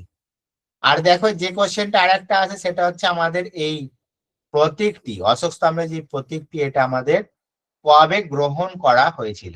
তো 1950 সালে 26 জানুয়ারি এটা আমরা গ্রহণ করেছি। আর আরেকটা কোশ্চেন আছে যেটা আমাদের কোথা থেকে নেওয়া হয়েছিল?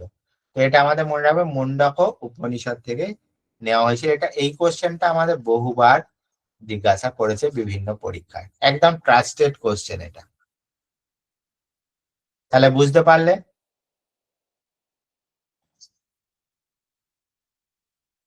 চলো পরের আমরা চলে যাচ্ছি আমাদের ক্যালেন্ডার। তো আমাদের ক্যালেন্ডার কোনটা? আমাদের জাতীয় ক্যালেন্ডার হচ্ছে সাকা ক্যালেন্ডার, যেটা আমাদের গ্রহণ করা হয়েছিল 22শে মার্চ 1957 সালে। এইটাই আমাদের পরীক্ষায় জিজ্ঞাসা করে, খেয়াল রাখবে সালটা জিজ্ঞাসা করে যে আমাদের কবে আমাদের জাতীয় ক্যালেন্ডার গ্রহণ করা হয়েছিল। আশা করি তোমরা যা পড়িয়ে দিচ্ছি মাথার মধ্যে একেবারে ভালো করে গেঁথে নাও।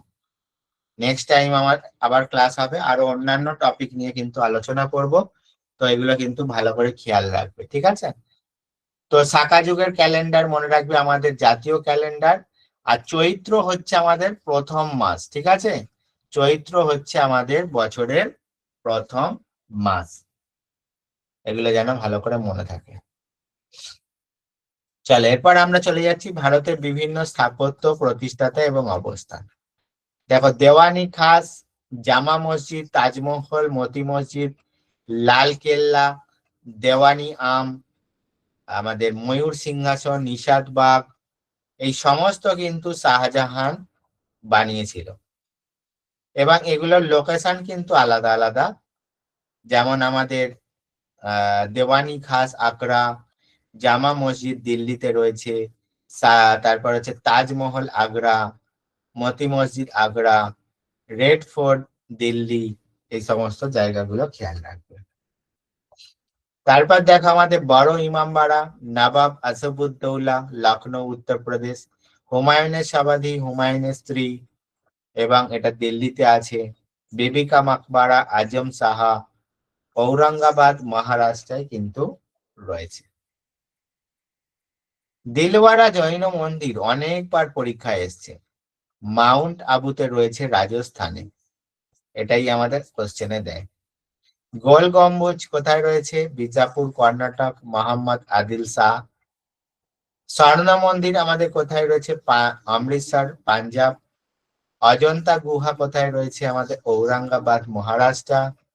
জগন্নাথ মন্দির কোথায় রয়েছে? উড়িষ্যা। পুরানো কিলা, এটাও আমাদের শেরশাহ করেছিল, দিল্লিতে রয়েছে। বড় সোনা মসজিদ হুসেন শাহ, মালদা, আমাদের পশ্চিমবঙ্গ। আমাদের বাংলার আকবর বলা হয় হুসেন শাহকে, ঠিক আছে। যন্তর মন্তর সওয়াই জয় সিং। কর্ণাটকের সূর্য মন্দির নরসিংহদেব, পুরী উড়িষ্যা। শেরশাহের সমাধি শেরশাহের পুত্র ইসলাম শাহ, সাসারাম বিহার। বিজয় স্তম্ভ মহারানা কুম্ভ, চিত্তরগড় রাজস্থান। চারমিনার মোহাম্মদ কুলি কুতুব শাহ, হায়দ্রাবাদ তেলেঙ্গানা। সারনাথ সম্রাট অশোক, বারাণসী উত্তরপ্রদেশ। কুতুব মিনার কে তৈরি করেন? ইলতুৎমিশ, ঠিক আছে, মানে শেষ করেছিলেন। কুতুব মিনার তৈরি শুরু করেছিলেন কুতুবউদ্দিন আইবক, আর সমাপ্ত করেছিলেন ইলতুৎমিশ, কারণ কুতুবউদ্দিন আইবক পড়ে গিয়ে মারা গিয়েছিল, ঠিক আছে। তো হাজারদুয়ারি নবাব হুমায়ুন ঝা, মুর্শিদাবাদ পশ্চিমবঙ্গ। গোলকুন্ডা ফোর্ট আমাদের হায়দ্রাবাদ তেলেঙ্গানা। সাঁচি স্তূপ অশোক মধ্যপ্রদেশ। খাজুরাহো চান্দেল বংশ মধ্যপ্রদেশ। তো এইভাবে দেখো প্রত্যেক কটা কিন্তু ভালো করে পড়তে হবে। এখান থেকে আমাদের কোশ্চেন কিন্তু যে কোনো একটা দিয়ে দেবে, কোনটা দেবে আমি জানি না, কিন্তু দেয় এখান থেকে কোশ্চেন। দেখো লাস্ট যে আমাদের WBCS পরীক্ষা হয়েছে তারপরে আর হয়নি, আবার কবে হবে দেখা যাক। তো আদিনা মসজিদ, এটা কিন্তু আমাদের কমন এসেছিল। আদিনা মসজিদ জিজ্ঞাসা করা হয়েছিল, তো এটা কে তৈরি করেন? সিকান্দার শাহ, পান্ডুয়াতে আছে, ঠিক আছে।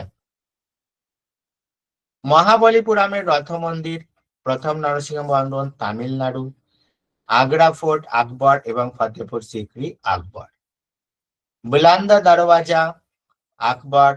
পঞ্চমহল আকবর। আকবরের সমাধি জাহাঙ্গীর তৈরি করেন, শ্রীনগরে রয়েছে। শালিমার বাগ জাহাঙ্গীর তৈরি করেন, শ্রীনগরে রয়েছে। বিবেকানন্দ রক মেমোরিয়াল কন্যাকুমারীতে আছে। হাওয়া মহল সয়াই প্রতাপ সিং রাজস্থানে রয়েছে। তো এগুলো প্রত্যেক কটা একদম জলের মতো মুখস্থ চাই।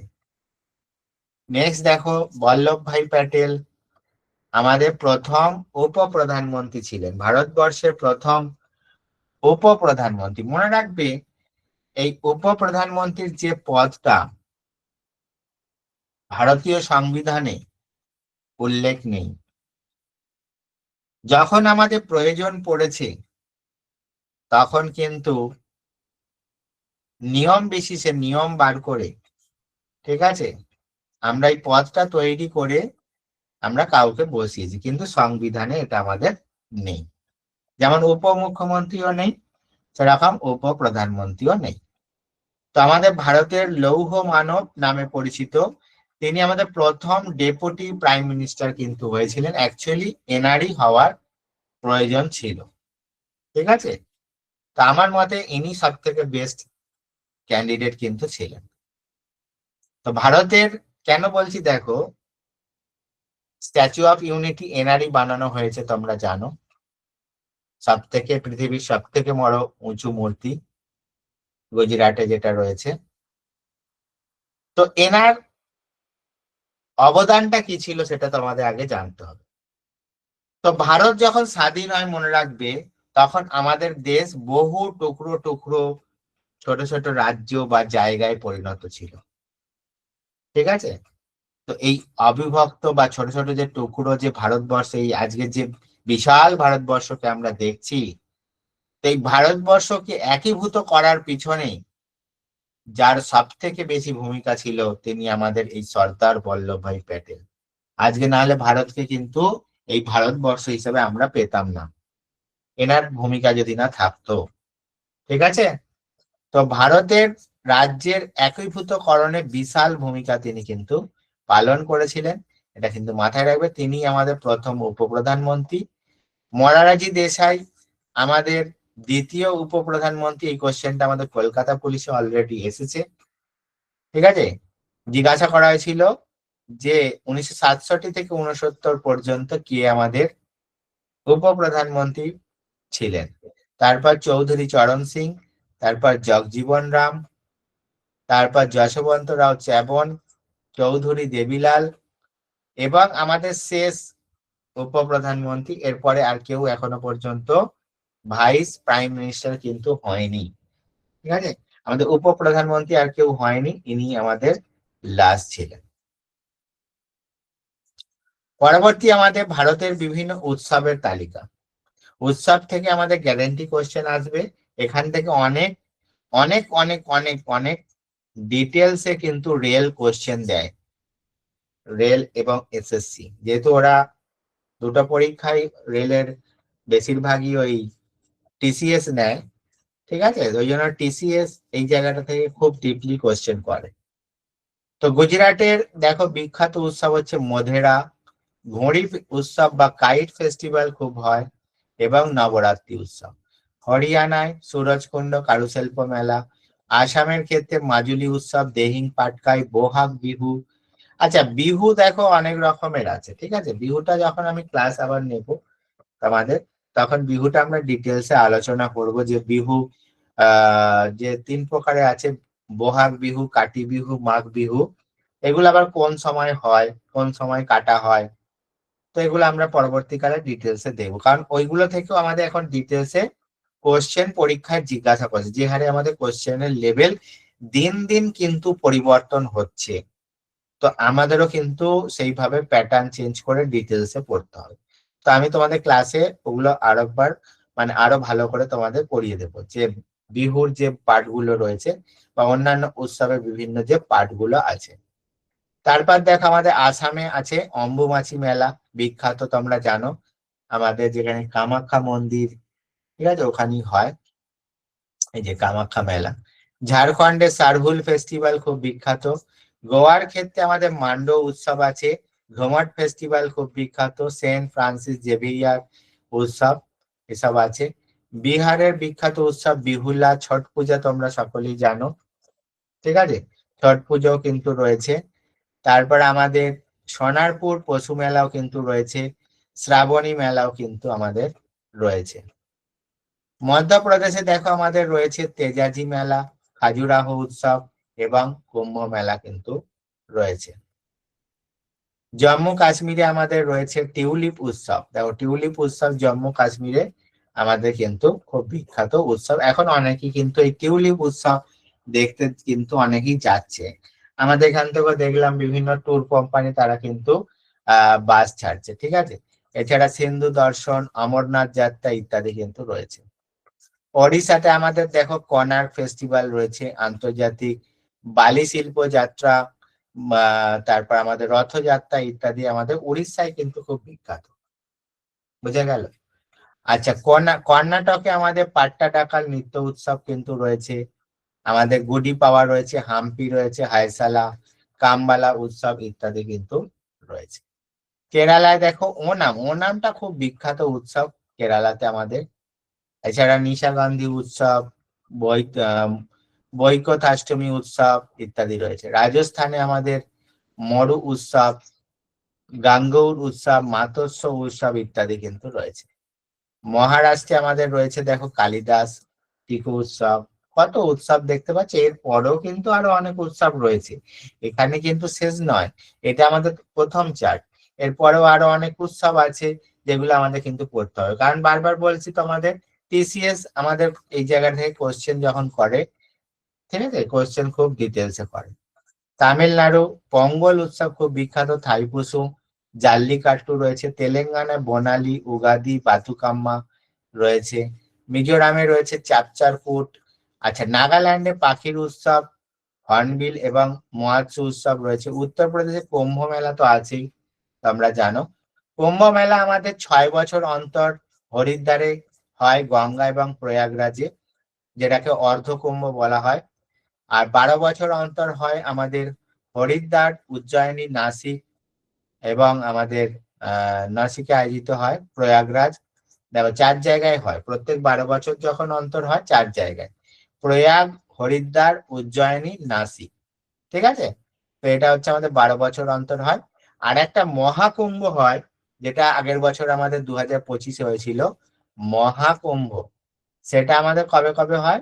144 বছর অন্তর হয়। ঠিক আছে, সেটা হচ্ছে মহাকুম্ভ। এরপর দেখো আমাদের পাঞ্জাবে আছে হোলা মহল্লা, বৈশাখী উৎসব, লোহড়ি উৎসব। এগুলো খুব পাঞ্জাবিদের বিখ্যাত উৎসব। মণিপুরে চাভাঙ্কুট, বিহু। বিহুটা যেহেতু এরিয়া আসামের সঙ্গে শেয়ার করছে। সাংগাইটা খুব বিখ্যাত মণিপুরের উৎসব, সাংগাই ফেস্টিভ্যাল। এছাড়া সিকিমে সাগা দাওয়া রয়েছে, লোসার রয়েছে, লোসং। এগুলো বুদ্ধিস্টদের উৎসব, বৌদ্ধ ধর্মের মানুষদের। ঠিক আছে, বৌদ্ধদের উৎসব, বৌদ্ধদের। আর পশ্চিমবঙ্গে আমাদের দুর্গাপূজা কিন্তু রয়েছে অলরেডি। আমাদের দুর্গাপূজা কিসের? ইউনেস্কোর কিন্তু স্বীকৃতি পেয়ে গেছে। দিল্লিতে দেখো ভারত রং মহোৎসব, রসেনারা, শালিমার। ত্রিপুরায় দেখো গঙ্গা পূজা। খার্চি পূজাটা খুব বিখ্যাত, খার্চি পূজা এবং কের পূজা। এই তিনটেই কিন্তু আমাদের ত্রিপুরার ক্ষেত্রে খুব বিখ্যাত। অরুণাচলের লোসার উৎসব, বুড়িবুট ফেস্টিভ্যাল। উত্তরাখণ্ডে আমাদের গঙ্গা দশেরা। মেঘালয়ের ক্ষেত্রে দেখো বাংলা উৎসব, নংক্রেম, ববডিলান।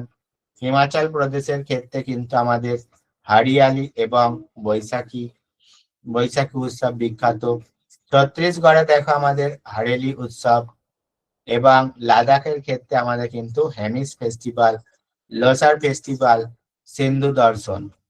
অন্ধ্রপ্রদেশে আমাদের ব্রহ্ম উৎসব, উগাদি এবং নব তেলেগু নববর্ষ উৎসব।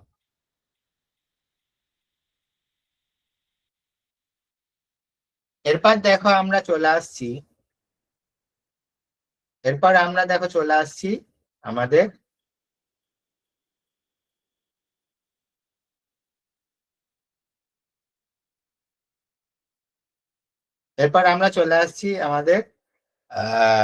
শাস্ত্রীয় নৃত্যের ক্ষেত্রে। দেখো এগুলো আমরা কি পড়লাম?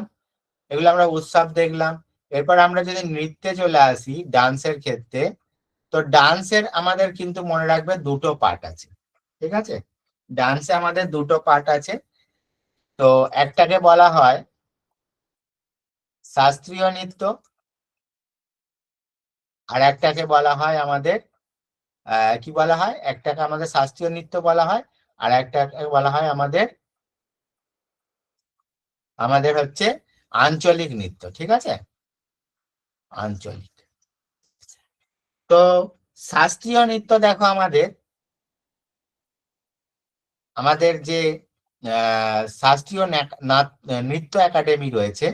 ঠিক আছে, শাস্ত্রীয় নৃত্য একাডেমি তারা কি করেছে, শাস্ত্রীয় নৃত্যকে আমাদের 8টা ভাগে 8টাকে স্বীকৃতি দিয়েছে। 8টা নৃত্যকে আমাদের যে কেন্দ্রীয় নাট্য একাডেমি রয়েছে। আর আমাদের কেন্দ্রীয় সংস্কৃতি মন্ত্রক তারা কি করেছে, ভারতের সংস্কৃতি মন্ত্রক ছৌকে আবার তাদের সঙ্গে যুক্ত করে দিয়েছে। এই যে 8টা আছে তার সঙ্গে ছৌকেও কিন্তু যুক্ত করেছে, কিন্তু শাস্ত্রীয় নাট্য একাডেমি ওরা কিন্তু 8টাকেই রেখে দিয়েছে। ঠিক আছে, তো 8টা কি কি আমরা দেখে নেবো। দেখো, ভারতনাট্যম তামিলনাড়ু থেকে, কুচিপুড়ি অন্ধ্রপ্রদেশ থেকে, কথাকলি কেরালা থেকে, মোহিনী আট্টাম কেরালা থেকে, ওড়িশা থেকে, মণিপুর থেকে, সাতরিয়া আসাম থেকে, কত্থক উত্তরপ্রদেশ থেকে, ছৌ নৃত্য আমাদের উড়িষ্যা, ঝাড়খণ্ড এবং পশ্চিমবঙ্গ থেকে। তো উড়িষ্যায় পাশাপাশি আমাদের পশ্চিমবঙ্গতেও রয়েছে। পশ্চিমবঙ্গের আমাদের পুরুলিয়া জেলায়, ঠিক আছে, পুরুলিয়া জেলায় হচ্ছে আমাদের কিন্তু ছৌ নৃত্য বিখ্যাত। ভারতের বিভিন্ন আঞ্চলিক নৃত্যগুলো যদি আমরা এবার দেখে নিই, তো পশ্চিমবঙ্গে আমাদের গম্ভীরা খুব বিখ্যাত, পাঞ্জাবের ক্ষেত্রে বাংলা গিদ্দা খুব বিখ্যাত, রাজস্থানের ক্ষেত্রে ঘুমার খুব বিখ্যাত এবং কালবেলিয়া বিখ্যাত, তামিলনাড়ুর ক্ষেত্রে ভারতনাট্যম, কাভাডি, উত্তরপ্রদেশের ক্ষেত্রে নৌটঙ্কি, রাসলীলা বিখ্যাত, উত্তরাখণ্ডের ক্ষেত্রে গাড়োয়ালি, কুমায়ুনি, গোয়ার ক্ষেত্রে আমাদের বিখ্যাত হচ্ছে ফুগদি, সিগমো, ঘোড়ে মদিনী খুব বিখ্যাত, মধ্যপ্রদেশে মটকি নৃত্য খুব বিখ্যাত, মটকি। এছাড়া আরো অনেক দেখো রয়েছে, ঠিক আছে, এগুলোও পড়তে পারো তোমরা, যেগুলো মেন মেন আমি বলছি। ছত্তিশগড়ের রাউত নাচ, পাণ্ডবনী, ঝাড়খণ্ডের ক্ষেত্রে সারহুল, ফাগুয়া, অরুণাচল প্রদেশের চালো, বারদোছাম, ঠিক আছে, এটা বুদ্ধিস্টদের নৃত্য, বৌদ্ধ ধর্মের লোকেদের, এগুলো বেশি দেয়, ঠিক আছে, এগুলো আমাদের দিতে বেশি ভালোবাসে। মণিপুরের ক্ষেত্রে দোলচালাম, পুংচালাম, লৌসা, মেঘালয়ের নংক্রেম, লাহো, মিজোরামের চেরাও নৃত্য, নাগাল্যান্ডে দেখো আমাদের বাম্বু ডান্স, ত্রিপুরার ক্ষেত্রে হোজাগিরি, চেরাও নাচ, সিকিমের ক্ষেত্রে দেখো চুপ হাত এবং ইয়াক চাম, এই ইয়াক চামটাও কিন্তু বুদ্ধিস্টদের, ঠিক আছে, বৌদ্ধ ধর্মের লোকেদের। আচ্ছা, লাক্ষাদ্বীপ হচ্ছে লাভা এবং কোলকালি, এগুলো খুব দেয় এগুলো। অন্ধ্রপ্রদেশের কুচিপুড়ি, বিলাসিনী নাট্যম, বাট্টা বোমালু, আসামের ক্ষেত্রে বিহু, বিছুয়ার, নাটপূজা, বিহারের ক্ষেত্রে জাতা যতীন, বিদেশিয়া, গুজরাটের ক্ষেত্রে গরবা, টিপ্পনি, রাস ডান্ডিয়া, ঠিক আছে, হরিয়ানার ক্ষেত্রে দেখো আমাদের ঝুমার, ফাগ, হিমাচল প্রদেশের ক্ষেত্রে ঢালি, ছাপেলি, ডাঙ্গি, জম্মু কাশ্মীরের রাউফ এবং হিকাত খুব বিখ্যাত, রাউফ এবং হিকাত খুব দেয় কোশ্চেন পরীক্ষাটায়, যে রাউফ এবং হিকাত এর নৃত্যটা আমরা কোন রাজ্যে দেখতে পাই। কর্ণাটকের ক্ষেত্রে যক্ষ গান অলরেডি বিভিন্ন পরীক্ষায় এসছে। কেরালায় তো কথাকলি, আট্টাম থুল্লাম, মোহিনী আট্টাম, এই দুটোই আসে খুব পরীক্ষায়। মহারাষ্ট্রের আমাদের লাভানি বিখ্যাত, ওড়িশার ক্ষেত্রে ওড়িশি কিন্তু বিখ্যাত এবং ছৌতো রয়েছে।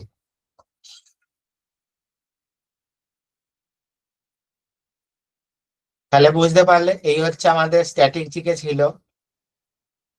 এবার তোমাদের স্ট্যাটিক জিকে থেকে আমি কিছু কোশ্চেন করাচ্ছি, ঠিক আছে, তোমরা সকলে উত্তর করবে, আনসার করবে, আমি তোমাদের কমেন্ট বক্সে কিন্তু আনসার তোমাদের দেখবো, ঠিক আছে, সকলের আনসার দেখবো তোমরা কতটা আনসার করতে পারছো। চলো, Padma Vibhushan dash civilian award of India, বলো দেখি কি হবে।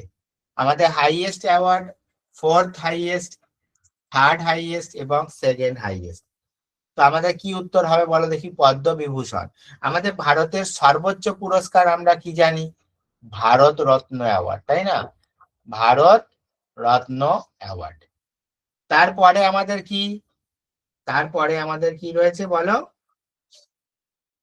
তো, তারপরে রয়েছে আমাদের পদ্ম বিভূষণ, ঠিক আছে, দেখো সেকেন্ড হাইয়েস্ট অ্যাওয়ার্ড, ঠিক আছে, তো এটা আমাদের কি হয়ে যাবে, এটা আমাদের সেকেন্ড হাইয়েস্ট অ্যাওয়ার্ড, ডি উত্তর হয়ে যাবে। কিন্তু তোমরা অনেকে গৌতম, তারপর সুজয় তোমরা বলছো, কিন্তু এ বলছো, 3 বলছো না। তো আমাদের দ্বিতীয় সর্বোচ্চ পুরস্কার কি হয়ে যাবে তাহলে, আমাদের ভারত রত্নের পরে রয়েছে পদ্ম বিভূষণ, ঠিক আছে, পদ্ম বিভূষণ মনে রাখবে। তারপরে কি রয়েছে পদ্মভূষণ, ঠিক আছে, পদ্মভূষণ। আর তারপরে রয়েছে আমাদের পদ্মশ্রী। এই হচ্ছে আমাদের মানে সিকুয়েন্স, এটা তোমাদের মাথায় রাখতে হবে, ঠিক আছে। চলো নেক্সট কোয়েশ্চেন আমরা দেখবো। দেখো, পদ্ম বিভূষণ ভারতের ড্যাশ বেসামরিক, তো এটা হলো দ্বিতীয় সর্বোচ্চ। এরপর দেখো, ইন হুইচ ফিল্ড সরস্বতী সম্মান অ্যাওয়ার্ড গিভেন, সরস্বতী সম্মান পুরস্কার কোন ক্ষেত্রে দেওয়া হয়, সঙ্গীতের ক্ষেত্রে, সাহিত্যের ক্ষেত্রে, সাংবাদিকদের ক্ষেত্রে, নৃত্যের ক্ষেত্রে, বলো দেখি কি উত্তর হবে। সবাই 2 এর দাগ দিয়ে উত্তর করবে, ঠিক আছে, 2 এর দাগ দিয়ে উত্তর করবে, আমি সকলের উত্তর দেখছি, যাদের উত্তর ঠিক হবে আমি কিন্তু কমেন্ট বক্সে কিন্তু বলবো, বলো দেখি কি হবে। 2 এর দাগ দিয়ে উত্তর করবে, না হলে আমি কিন্তু বুঝতে পারবো না তোমরা কোনটা আনসার করছো, ঠিক আছে। 2 এর এ বলছে দেখো, তিথি কিন্তু বলছে তিথি নন্দী 2-এর এ, একদম। রমেন হাঁসদাও বলছে কিন্তু 2-এর এ। তো সরস্বতী সম্মান না, 2-এর এ কি করে হবে? 2-এর এ তো হবে না। আকাশ মজুমদার বলছে 2-এর এ।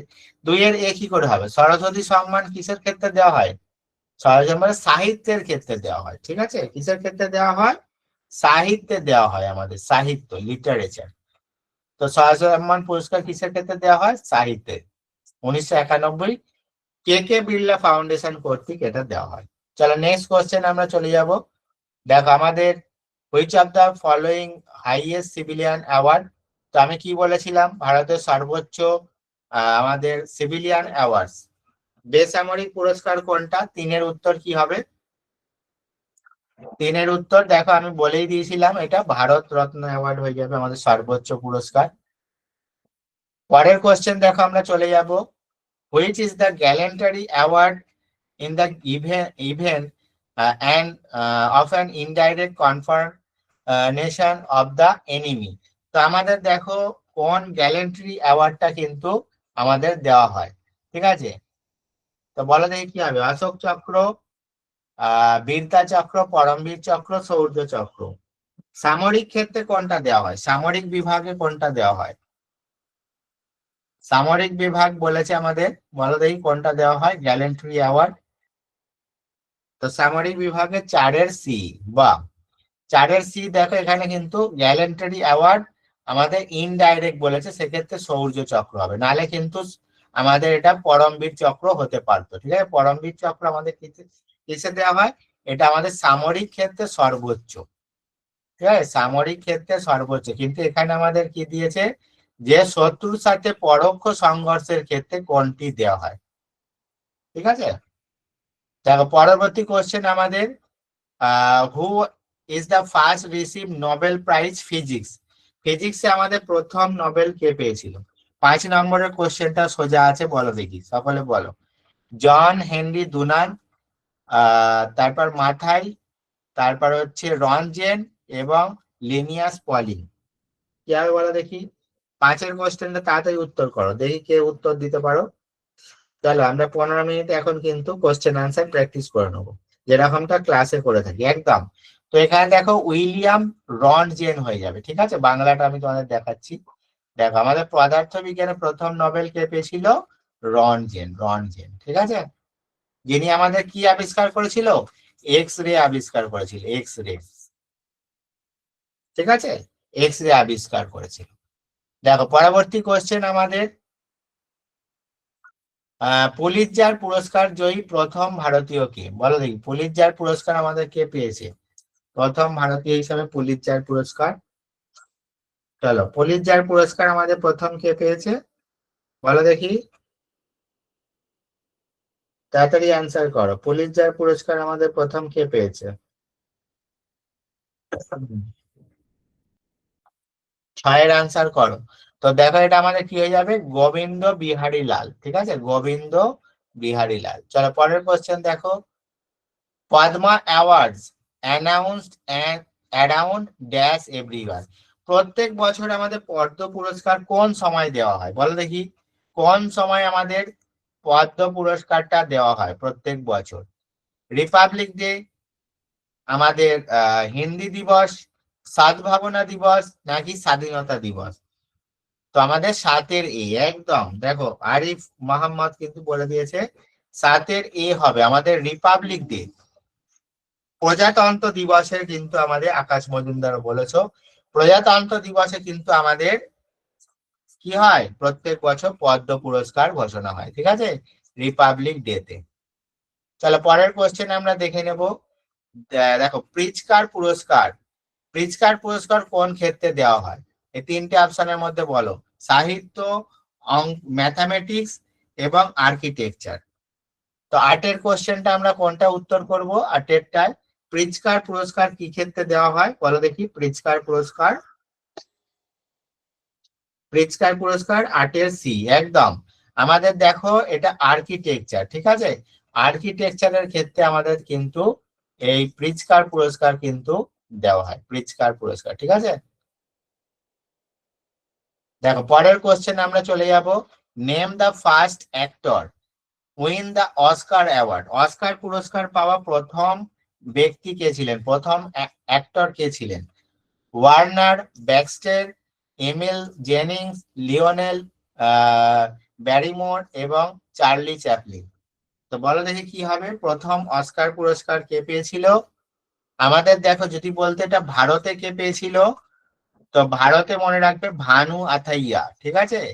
ভানু আথাইয়া, ভানু আথাইয়া আমাদের ভারতে প্রথম পেয়েছিল, কিন্তু ওয়ার্ল্ডের ক্ষেত্রে যখন বলবে মনে রাখবে এমিল জেনিংস, ঠিক আছে? এমিল জেনিংস, ভালো করে যেগুলো পড়াচ্ছি, যেগুলো দেখাচ্ছি, এগুলো ভালো করে মনে রাখো, কাজে লাগবে। চলো 10-এর কোশ্চেন আমরা দেখে নেব। তো 10-এর কোশ্চেন দেখো, ললিত কলা academy is the apex culture government institute of which sector?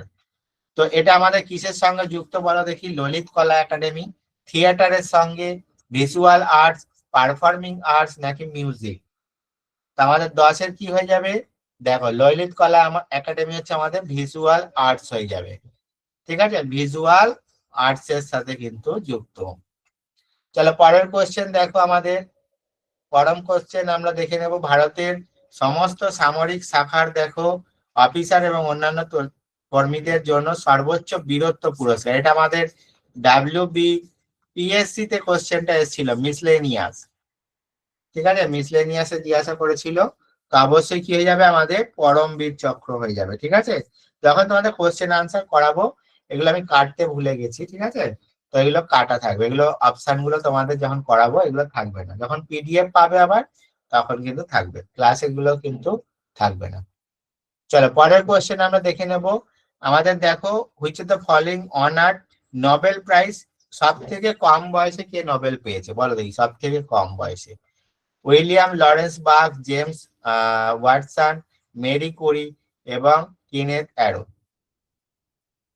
দেখো এখানে একটু ডেটা ভুল আছে, ঠিক আছে? কোনটা না, আমাদের সব থেকে কম বয়সে কিন্তু পেয়েছে কে, আমাদের মালালা ইউসুফজাই, ঠিক আছে? মালালা।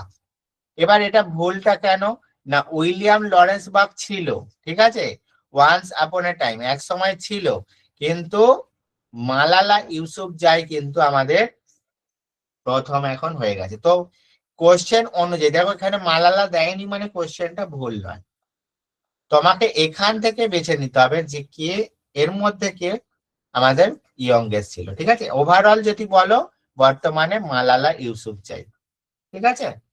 চলো পরের কোশ্চেন আমরা দেখে নেব, দেখো কি বলছে, which award is often offered as the Nobel prize of the architecture? আমাদের আর্কিটেকচারের ক্ষেত্রে নোবেল পুরস্কার কোনটাকে বলা হয়?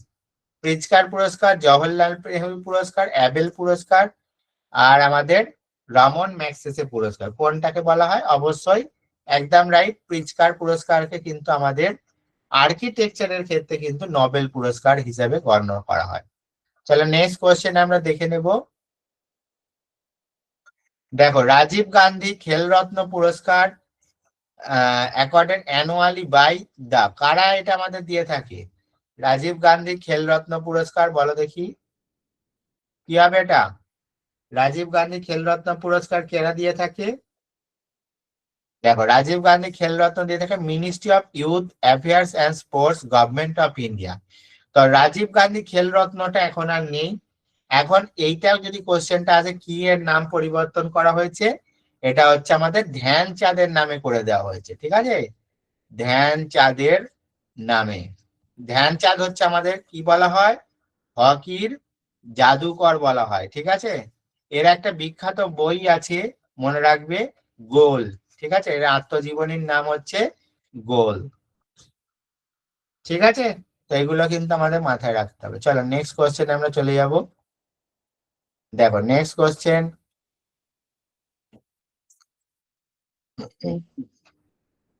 আমাদের নেক্সট কোশ্চেন হচ্ছে 1932 সালে আমাদের কমিউনাল অ্যাওয়ার্ড কে ঘোষণা করেছিল? এখানে 4 নম্বর অপশনে আছে র্যামসে ম্যাকডোনাল্ড, ঠিক আছে? Ramsay McDonald. তো বলো দেখি আমাদের কি হবে, 4 নম্বর অপশন ছিল ম্যাকডোনাল্ড। তো বলো দেখি হবে আমাদের প্রথম কমিউনাল অ্যাওয়ার্ড কে ঘোষণা করেছিল? কমিউনাল অ্যাওয়ার্ড বলো দেখি আমাদের কি হবে, কমিউনাল অ্যাওয়ার্ড। তো এখানে কিন্তু দেখো আমাদের অপশন কি হয়ে যাবে, ডি হয়ে যাবে। এটা তোমরা হিস্ট্রিতেও পড়েছো, রামসে ম্যাকডোনাল্ড আমাদের প্রথম 1932 সালে ঘোষণা করেছিল। চলো পরের কোশ্চেন দেখো আমাদের, who is the first woman to have been award যুদ্ধ সেবা মেডেল। যুদ্ধ সেবা মেডেল পাওয়া প্রথম মহিলা কে ছিলেন বলো দেখি, ভাবনা কান্ত, শৈলেজা ধামি, মিন্টি আগরওয়াল এবং অপর্ণা কুমার। কি হয়ে যাবে এটা, আমাদের ফার্স্ট মহিলা, প্রথম মহিলা যিনি যুদ্ধ সেবা মেডেল পেয়েছেন। তো সঠিক উত্তর দেখো মিন্টি আগরওয়াল হয়ে যাবে, ঠিক আছে। চলো আর দুটো কোশ্চেন আমরা করে নিই, এইভাবে তোমাদের কিন্তু ক্লাসে আমি করাবো, ঠিক আছে। ক্লাসে আমি তোমাদের কিরকম করাবো, এইভাবে কিন্তু কোশ্চেন তোমাদের করিয়ে থাকি আমি, কারেন্ট অ্যাফেয়ার্স থেকে শুরু করে সমস্ত কোশ্চেন এরম ভাবে প্র্যাকটিস করে করিয়ে দিয়ে থাকি, ঠিক আছে। চলো আমরা আর কিছু কোশ্চেন দেখে নিই। যেমন দেখো এই কোশ্চেনটা, the first woman to win Nobel prize in physics. ফিজিক্সে প্রথম কোন মহিলা নোবেল পুরস্কার পেয়েছিলেন বলো দেখি, কুড়িটা বলো দেখি, কুড়িটা বলো। আলভা মাইড্রাল, জেনে অ্যাডামস, ম্যারি কুরি, এই তিনটের মধ্যেই বলো দেখি প্রথম আমাদের ফিজিক্সে নোবেল কোন মহিলা পেয়েছিল। দেখো এটা আমাদের মেরি কুরি, মেরি কুরি, ঠিক আছে। মেরি কুরি আমাদের দুবার কিন্তু নোবেল পুরস্কার পেয়েছেন, মনে রাখবে।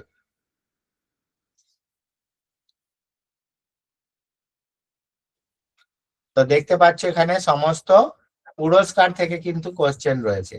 তো এরকম এক একটা টপিকের ওপরে কোশ্চেন পাবে তোমরা, এই যে আমি যে র্যান্ডামলি দিয়ে দেব, যে কোনো একটা টপিক পড়বে। ধরো ন্যাশনাল পার্ক পড়ছো, সে ন্যাশনাল পার্ক নিয়ে কিন্তু কোশ্চেন থাকবে। ধরো তুমি ফেস্টিভ্যাল নিয়ে করছো, ঠিক আছে, ফেস্টিভ্যালে তোমাদের দিলাম, ফেস্টিভ্যাল নিয়ে কিন্তু কোশ্চেন থাকবে, বোঝা গেল।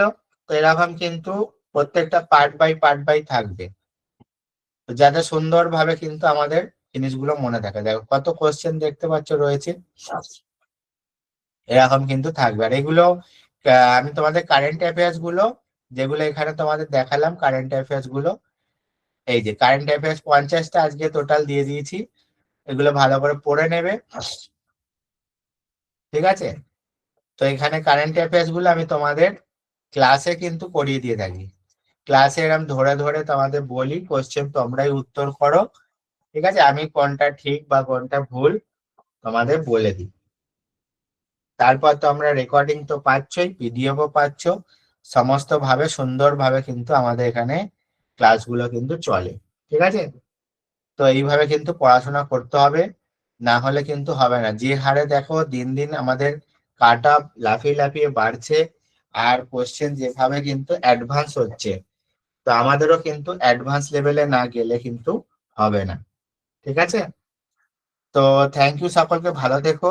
আজকে একটা ছোট্ট সেশনের মধ্যে আমি তোমাদের সিলেবাস, কি ধরনের কোশ্চেন করাই, নোটস একটা বোঝানোর চেষ্টা করলাম বা আইডিয়া দেওয়ার চেষ্টা করলাম, কিভাবে তোমাদের পড়লে তোমাদের উপকার হবে, পড়লে কিভাবে উপকার হবে, কম সময়ের মধ্যে তোমরা বেশি ফায়দা তুলতে পারবে, সেই ধরনের একটা আইডিয়া দেওয়ার চেষ্টা করলাম।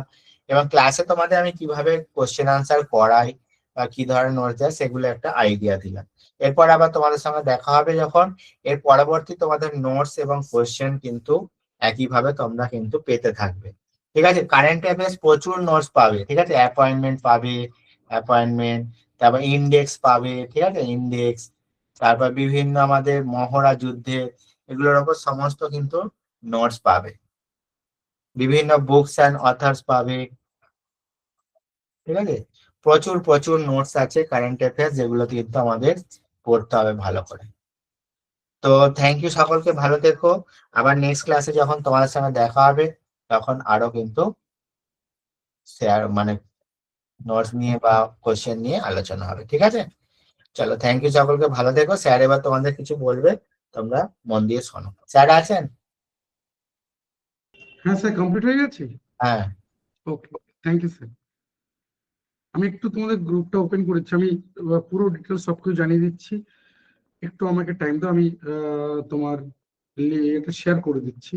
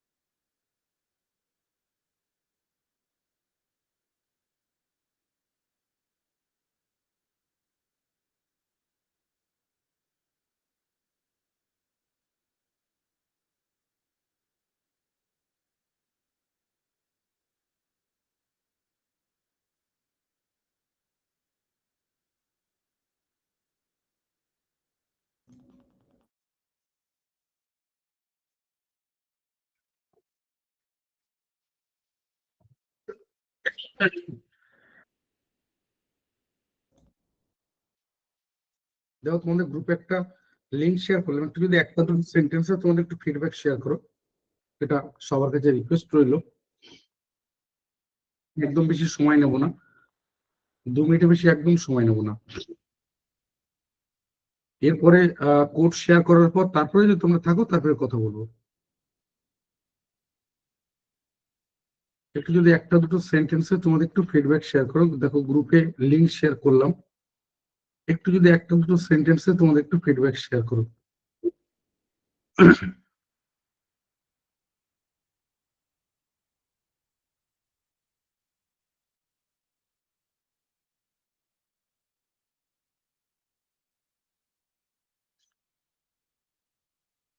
একটু যদি একটা দুটো সেন্টেন্সে তোমাদের একটু ফিডব্যাক শেয়ার করো।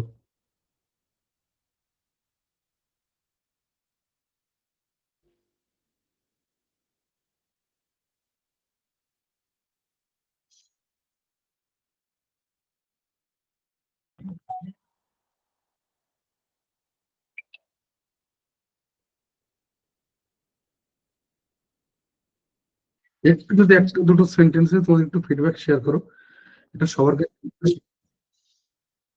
গ্রুপে আমি লিঙ্কটা শেয়ার করেছি, একটু যদি একটা দুটো সেন্টেন্সের ফিডব্যাক শেয়ার করো। প্রতিমা সাউ, থ্যাংক ইউ প্রতিমা। একটু যদি একটা দুটো, মানে আমি বলবো দেখো দুটো লিঙ্ক শেয়ার করা আছে, তুমি একই ফিডব্যাক দুটো জায়গাতে শেয়ার করে দিতে পারো। গৌতম শিকদার, থ্যাংক ইউ গৌতম, এত সুন্দর করে বা এত বড় করে লেখার জন্য গৌতম শিকদার অসংখ্য ধন্যবাদ। আমি বলবো একই ফিডব্যাক দুটো জায়গাতে শেয়ার করে দিতে পারো, একই ফিডব্যাক দুটো জায়গাতে শেয়ার করে দিতে পারো। প্রসেনজিৎ মন্ডল, থ্যাংক ইউ ভাই প্রসেনজিৎ। পারলে একই ফিডব্যাক দুটো জায়গাতে শেয়ার করে দিতে পারো, দেখো দুটো লিঙ্ক শেয়ার করা আছে।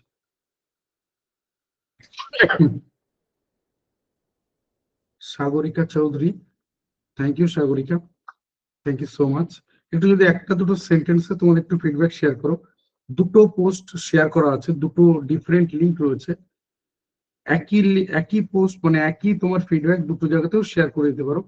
আর কিছুই না, মানে তোমার কাছে হয়তো খুব সামান্য সময়, কিন্তু এটা আমাদের কাছে অনেক বড় একটা উপকার বলতে পারো, যে তোমার হাত ধরে হয়তো পোস্টে রিচ পাবে।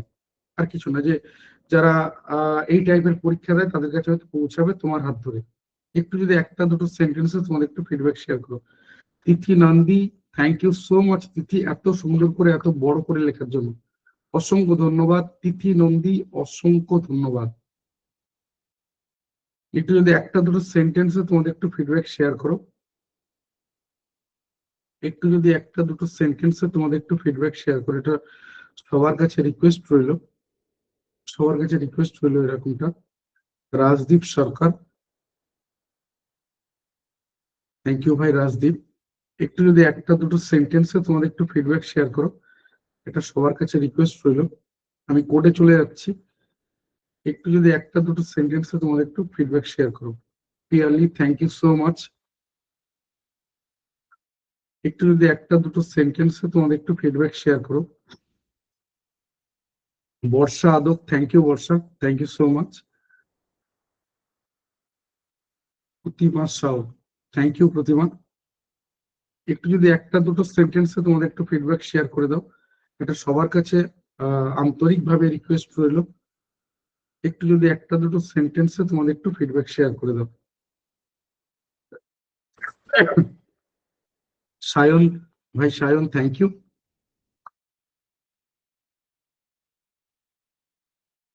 একটু যদি একটা দুটো সেন্টেন্সে তোমার একটু ফিডব্যাক শেয়ার করে দাও। আমি কোডে চলে গেলাম। দেখো, যেটা বলার যে শুধুমাত্র টাইপ করে পাঠাবে, কোনো রকম স্ক্রিনশট বা ছবি তুলে পাঠাবে না। শুধুমাত্র টাইপ করে পাঠাবে, কোনো রকম স্ক্রিনশট বা ছবি তুলে পাঠাবে না। এবার তোমাদেরকে আমি নেক্সট বলে রাখি যে রেকর্ডিং ক্লাস পিডিএফ নোটস কিভাবে পাবে, বা সব থেকে বড় কথা আগামীকালকে ক্লাসটা নিয়ে বলে রাখি। আমাদের পরপর 4 দিনের যে ক্লাস ছিল, আজ তৃতীয় ক্লাস হয়ে গেল, আগামীকাল চতুর্থ ক্লাস, অঙ্কের ক্লাস আমি নিজে থাকবো। আবারও বলছি, প্রথম দিন রিজনিং এর ক্লাসে আমি ছিলাম, আগামীকাল অঙ্কের ক্লাসে আমি রয়েছি। তার মানে এই না যে ম্যাথ রিজনিং এ শুধু আমি রয়েছি, ম্যাথ রিজনিং এ আমি বাদ দিয়ে আরো দুজন ফ্যাকাল্টি থাকবেন। আবারও বলছি, ম্যাথ এবং রিজনিং এ আমি বাদ দিয়ে আরো দুজন ফ্যাকাল্টি থাকবেন। টোটাল 3জন ফ্যাকাল্টি থাকবে শুধু ম্যাথ এবং রিজনিং এ। এছাড়া তোমরা বায়োসায়েন্স ফ্যাকাল্টি দেখলে, ফিজিক্যাল সায়েন্স আলাদা ফ্যাকাল্টি থাকবে, স্ট্যাটিক দিয়ে কারেন্ট অ্যাফেয়ার্স দেখেছো। এছাড়া হিস্ট্রি, জিওগ্রাফি, পলিটি, ইকোনমিক্স আলাদা ক্লাস হবে, আলাদা ফ্যাকাল্টি থাকবে। আমি তোমাকে WBCS এর মতো হিস্ট্রি জিওগ্রাফি পড়াবো না, ঠিক যতটুকু দরকার ততটুকুই পড়াবো। সায়েন্স গুরুত্বপূর্ণ, সায়েন্সকে বেশি গুরুত্ব দেবো, এরকম ব্যাপারটা। অঙ্ক, রিজনিং এগুলোকে তুলনামূলক বেশি গুরুত্ব দেওয়া হবে এই কোর্সের মধ্যে। তো আগামীকাল ক্লাস যেটা রয়েছে, সেই ক্লাসে মূলত 3টে গুরুত্বপূর্ণ জায়গা রয়েছে। প্রথম কথা, অঙ্ক নিয়ে বিস্তারিত আলোচনা করা হবে। যে রেলের পরীক্ষার অঙ্ক, রেল সেটা গ্রুপ ডি হোক বা এনটিপিসি হোক, সিলেবাসের মধ্যে কিছু পার্থক্য নেই, অবশ্যই কিছু পার্থক্য আছে, সেটা 19-20, কিন্তু আকাশ পাতাল পার্থক্য নয়। অর্থাৎ তুমি হয়তো খালি চোখে দেখে বুঝতেও পারবে না যে কি পার্থক্য রয়েছে। হ্যাঁ, তবে কোশ্চেনের স্ট্যান্ডার্ডে একটু পার্থক্য রয়েছে, এটা ঠিক। তো নেক্সট যেটা বলার, সিলেবাসটাকে নিয়ে পুরো ডিটেলসে ডিসকাস করবো যে কি রয়েছে অ্যাকচুয়ালি অঙ্কের মধ্যে, এবং সেগুলোকে কিভাবে কভার করা যাবে, কোথায় আমরা মার্চ করতে পারি সিলেবাসটাকে। এই ব্যাপারগুলো নিয়ে ডিটেলসে ডিসকাস করবো। কোন কোন ম্যাথের পার্ট গুলো রয়েছে যেগুলো পুরোপুরি ফর্মুলা বেসড, এই ব্যাপারগুলো তোমাকে জানতে হবে অবশ্যই। তো এগুলো নিয়ে ডিসকাস করবো, এবং অবশ্যই কিছু প্রিভিয়াস ইয়ারের কোশ্চেন আমরা অবশ্যই কালকে ডিসকাস করব। সেকেন্ড পয়েন্ট যেটা, সেটা হচ্ছে নতুন ব্যাচ সম্পর্কে ডিটেলসে জানিয়ে দেবো। একদম প্রথম থেকে বলে আসছি যে রেলের জন্য নতুন ব্যাচ হবে, যে নতুন ব্যাচে অ্যাডমিশন কিভাবে নেবে, বা অ্যাডমিশনের প্রসেস কি রয়েছে, কোর্স ফি কি হবে। কোর্স ফির ক্ষেত্রে বলে, কোর্স ফি থাকবে সর্বনিম্ন, সর্বনিম্ন বলতে মধ্যবিত্ত, নিম্ন মধ্যবিত্ত ছেড়ে দাও, একদম নিম্নবিত্তের ছেলে মেয়েটাও যাতে পড়ার সুযোগ পায়, কোর্স ফি যেন বাধা না হয়, ঠিক এতটাই কম কোর্স ফি থাকবে। বা অন্য দিক থেকে বললে, যে তোমার পরিচিত মেজো সেজো যারা ইনস্টিটিউট রয়েছে, তাদের যে কোর্স ফি থাকে তার তুলনায় কম কোর্স ফি থাকবে। আর কোয়ালিটি অফ এডুকেশন যদি বলি, তাহলে তুমি যাদেরকে বড় মনে করো মার্কেটে, যারা মনে করো বিরাট পড়ায় বিরাট কিছু, তারাও ধারে কাছে পৌঁছাতে পারবে না, কথা দিচ্ছি। তো এগুলো নিয়ে আগামীকাল আমি ডিটেলসে ডিসকাস করবো, একদম লিখিত আকারে। এমন না যে শুধু মুখে মুখে বলবো, লিখিত আকারে শেয়ার করে দেবো যে সাপ্তাহিক রুটিন কি হবে, কোন কোন স্যার ম্যাডাম ক্লাস নেবেন, দেন ক্লাসের টাইমিং, ক্লাসের ডিউরেশন, কোর্সের ডিউরেশন, A to Z লম্বা ডিউরেশনের কোর্স থাকবে। মানে এনটিপিসি তে বটে, গ্রুপ ডি পুরোটাই কভার হবে এই কোর্সের মধ্যে, ঠিক আছে।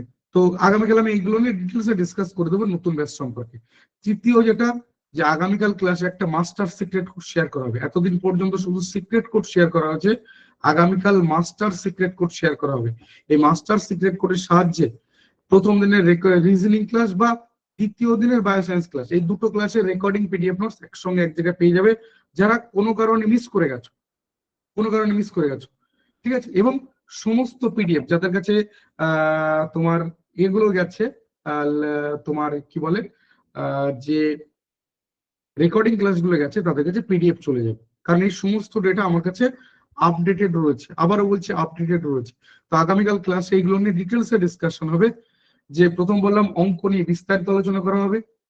দ্বিতীয় যেটা বললাম, যে নতুন ব্যাচ সম্পর্কে বিস্তারিত জানিয়ে হবে, যে নতুন ব্যাচে অ্যাডমিশন কিভাবে নেবে, বা অ্যাডমিশন প্রসেস কি রয়েছে, কোর্স ফি কি রয়েছে, তোমার সাপ্তাহিক ক্লাস রুটিন কি রয়েছে, কোন কোন স্যার ম্যাডাম ক্লাস নেবেন, সাপ্তাহিক ক্লাসের টাইমিং, ক্লাসের ডিউরেশন, কোর্সের ডিউরেশন, সবকিছু একদম লিখিত আকারে, শুধু মুখে নয় লিখিত আকারে তোমাদের সাথে শেয়ার করে দেবো। এবং আবারও বলছি, কোর্স ফি থাকবে সবার সাধ্যের মধ্যে, কোর্স ফি কখনো বাধা হবে না। আর লিমিটেড নাম্বার অফ স্টুডেন্ট থাকে আমাদের ব্যাচ, মানে এখনো যতজন রয়েছে ধরে নাও এরও অর্ধেক স্টুডেন্ট থাকে আমাদের ব্যাচ। অর্থাৎ এমন নয় যে চাইলেই ভর্তি হতে পারবে, একটা লিমিটেড নাম্বার অফ স্টুডেন্ট কিন্তু ভর্তি নেওয়া হয় ব্যাচের মধ্যে। আর সব থেকে বড় কথা যেটা আবারও বলছি, সাবজেক্ট ওয়াইজ আলাদা ফ্যাকাল্টি থাকবে। নতুন ব্যাচে মাইক্রোফোন বন্ধ করা থাকবে না, তুমি যখন খুশি তোমার ইচ্ছা মতো কোশ্চেন করতে পারবে, তোমার ডাউট লাইভ ক্লাসের মধ্যে ক্লিয়ার করতে পারবে। নতুন ব্যাচে সিক্রেট কোড বলে কোনো কিছু থাকবে না, এই সিক্রেট কোড আগামীকাল পর্যন্তই শুধুমাত্র রয়েছে, ঠিক আছে? আর আগামীকাল ক্লাসে মাস্টার সিক্রেট কোড শেয়ার করা হবে, যার সাহায্যে বিগত সমস্ত ক্লাসের রেকর্ডিং এবং পিডিএফ নোট সবকিছু পেয়ে যাবে। মনে রাখবে, এটা তোমার কাছে দ্বিতীয় তথা শেষ সুযোগ থাকবে আগামীকালকের মাস্টার সিক্রেট কোড। অর্থাৎ কোনো কারণে রিজনিং মিস করে গেছো বা বায়োসায়েন্স মিস করে গেছো, তার একমাত্র উপায় হচ্ছে আগামীকাল মাস্টার সিক্রেট কোড। নেক্সট চলে গেলাম, আজকের যে সিক্রেট কোড শুধুমাত্র হোয়াটসঅ্যাপ করবে, নিচে যে মোবাইল নাম্বার দেওয়া রয়েছে সেই নাম্বারে হোয়াটসঅ্যাপ করবে। আগামীকাল তো মাস্টার সিক্রেট কোড শেয়ার করা হবে। মনে রেখো, আজও নাম্বারটা সেম রয়েছে, কিন্তু আগামীকাল এই মোবাইল নাম্বারটা পাল্টে যাবে। প্রথম কথা, মোবাইল নাম্বারটা পাল্টে যাবে, কোডটা আরো অন্যরকম একটু ধরনের হয়ে যাবে বা খুব সংক্ষিপ্ত হয়ে যাবে। কোড হচ্ছে আজকের জন্য আই অ্যাম দ্য বেস্ট, আজকের কোড হচ্ছে আই অ্যাম দ্য বেস্ট। আর নাম্বারটা হচ্ছে 6291515880, 6291515880। সরি, শুধুমাত্র এই নাম্বারে হোয়াটসঅ্যাপ করবে, অন্য কোনো নাম্বারে হোয়াটসঅ্যাপ করবে না।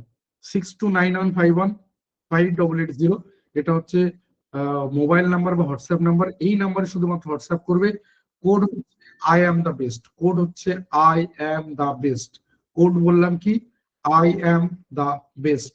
নাম্বারটা হচ্ছে 6291515880, 6291515880। শুধু এটুকু টাইপ করে পাঠাও, আই অ্যাম দা বেস্ট, শুধু এটুকু টাইপ করে পাঠাও 6291515880, 6291515880 এই নাম্বারে পাঠিয়ে রাখবো। 6291515880 এই নাম্বারটা পাঠিয়ে রাখো। তোমাদের গ্রুপে বারবার আমাদের হোয়াটসঅ্যাপ চ্যানেল, টেলিগ্রাম চ্যানেলের লিঙ্ক শেয়ার করা হচ্ছে, ওখানে জয়েন করে থাকো। ওখান থেকে প্রচুর ইনফরমেশন পাবে, প্রচুর ইনফরমেশন পাবে, যা অনেকের জন্য অনেক উপকার পেতে পারো ওখান থেকে, আমি এটুকু তোমাকে বলতে পারি। তো আবারও বলছি, আগামীকাল ক্লাস মিস করো না, তাহলে সবকিছু মিস করে যাবে। কারণ এই কথা প্রমাণ করার দরকার নেই যে গ্রুপে কোনো কিছু শেয়ার করা হবে না। বারবার বলছি, এটা খুব গুরুত্বপূর্ণ যে গ্রুপে কিন্তু কোনো কিছু শেয়ার করা হবে না, এই জায়গাটা মাথায় রেখো, ঠিক আছে? এই জায়গাটা মাথায় রেখো, গ্রুপে কিন্তু কোনো কিছু শেয়ার করা হবে না, গ্রুপে কোনো কিছু পাবে না। হোয়াটসঅ্যাপ নাম্বার কি প্রতিদিন চেঞ্জ হবে? না, তাহলে তুমি রেগুলার ক্লাসই করো না, দেখে বোঝা যাচ্ছে। বাকিরা দেখো, চিনতে পারছো কিনা যে এই ব্যক্তি রেগুলার ক্লাস করে না, দেখেই বোঝা যাচ্ছে। কোড পাওনি, আর পেতে হবে না ভাই, আর পেতে হবে না। বাকিরা পেয়েছো তো? আর নেক্সট যেটা বলার, যে হ্যাঁ তো এমন নয় তো আমি এদেরকে শিখিয়ে দিয়েছি ভাই, আমি যেই বলবো তুমি হ্যাঁ বলে দেবে, তা তো আমি বলিনি এদেরকে। তাহলে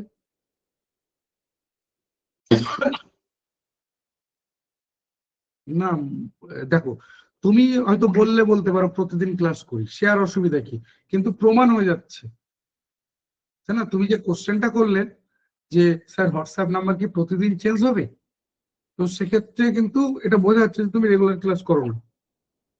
কারণ এখনো পর্যন্ত যে হোয়াটসঅ্যাপ নাম্বার শেয়ার করা হয়েছে সেটা কমন হোয়াটসঅ্যাপ নাম্বার, সেটা কমন হোয়াটসঅ্যাপ নাম্বার, ঠিক আছে?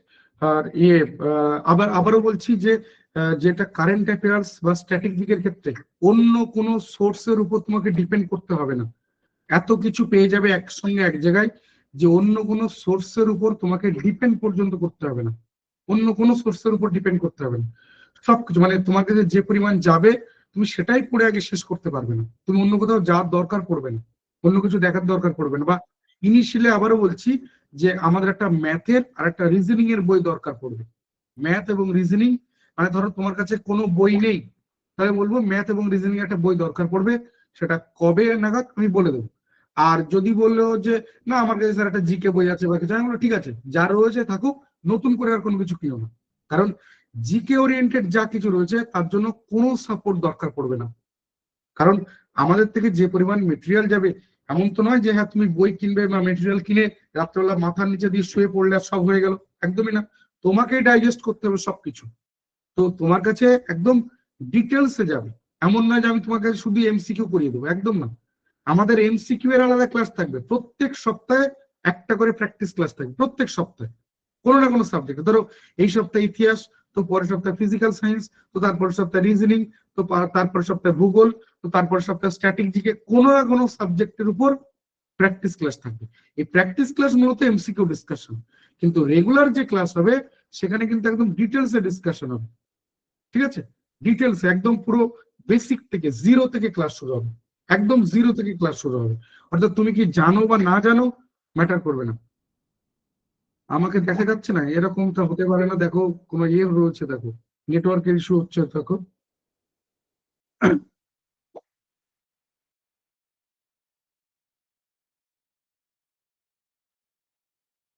ঠিক আছে, তো আগামীকাল আমি এইগুলো নিয়ে পুরো ডিটেলসে তোমাদের সাথে ডিসকাস করে দেবো। তো আবারও বলছি যে এই এই ধারণা পাল্টে ফেলো যে ভাই কিছু বাজার চলতি বই নিয়ে পড়ে দিলাম বা কিছু এমসিকিউ, কিছু পিডিএফ পড়ে নিলাম, এতে পাস করতে পারবে না। অনলাইনে পড়ে নিলাম, পাস করতে পারবে না। আজকের দিনে কোশ্চেন সেরকম হয় না। একটু যদি এই ব্যাপারটা সম্পর্কে ধারণা না থাকে তাহলে কিন্তু তোমার এই পরিশ্রম বৃথা হয়ে যাবে। লাইফের সময় ভীষণ দামি। তুমি মানে আমি বা তুমি খুব মধ্যবিত্ত বা নিম্ন মধ্যবিত্ত হলে এই লাইনটার মানে খুব একটা এখনই বুঝবো না, এটা বুঝতে পারবো হয়তো 40, 42, 45 বছর বয়সে গিয়ে। কিন্তু যাদের ধরো একটা মোটামুটি সাপোর্ট আছে বা যে কোনো ফরম্যাটে, যে সে তার একটা ব্যাকগ্রাউন্ড আছে, সেই লাইনটার মানে বোঝে যে আমাদের লাইফে দিন কিন্তু গোনা, যে আমি এত হাজার দিন বাঁচবো, প্রতিদিন একদিন করে আমার ক্যালেন্ডার থেকে কিন্তু সরে যাচ্ছে। তাই আবারও বলছি, এই ট্রায়াল অ্যান্ড এরার অপশন অনেক দিন আগে লাইফ থেকে বাদ চলে গেছে। এখন আর এইগুলো করো না, মানে ভেবে চিনতে মাঠে নামো। একদম প্রথম দিন এই কথাগুলো বলেছিলাম যে কবে ফর্ম ফিল আপ শুরু হচ্ছে এটা দেখো না, তুমি কি চাও এটা দেখো।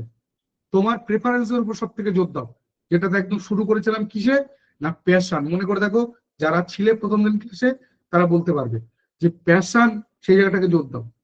সেগমেন্ট চুজ করো, দেন কবে ফর্ম ফিল আপ শুরু হলো, কবে ফর্ম ফিল আপ শেষ হবে, কবে নোটিফিকেশন আসবে, কবে পরীক্ষা হবে, দেখো না। তুমি তোমার কাজটা করে যাও, হবেই। গ্রুপ ডি হবে না, এনটিপিসি হবে। পুলিশ হবে না, তোমার এমটিএস হবে।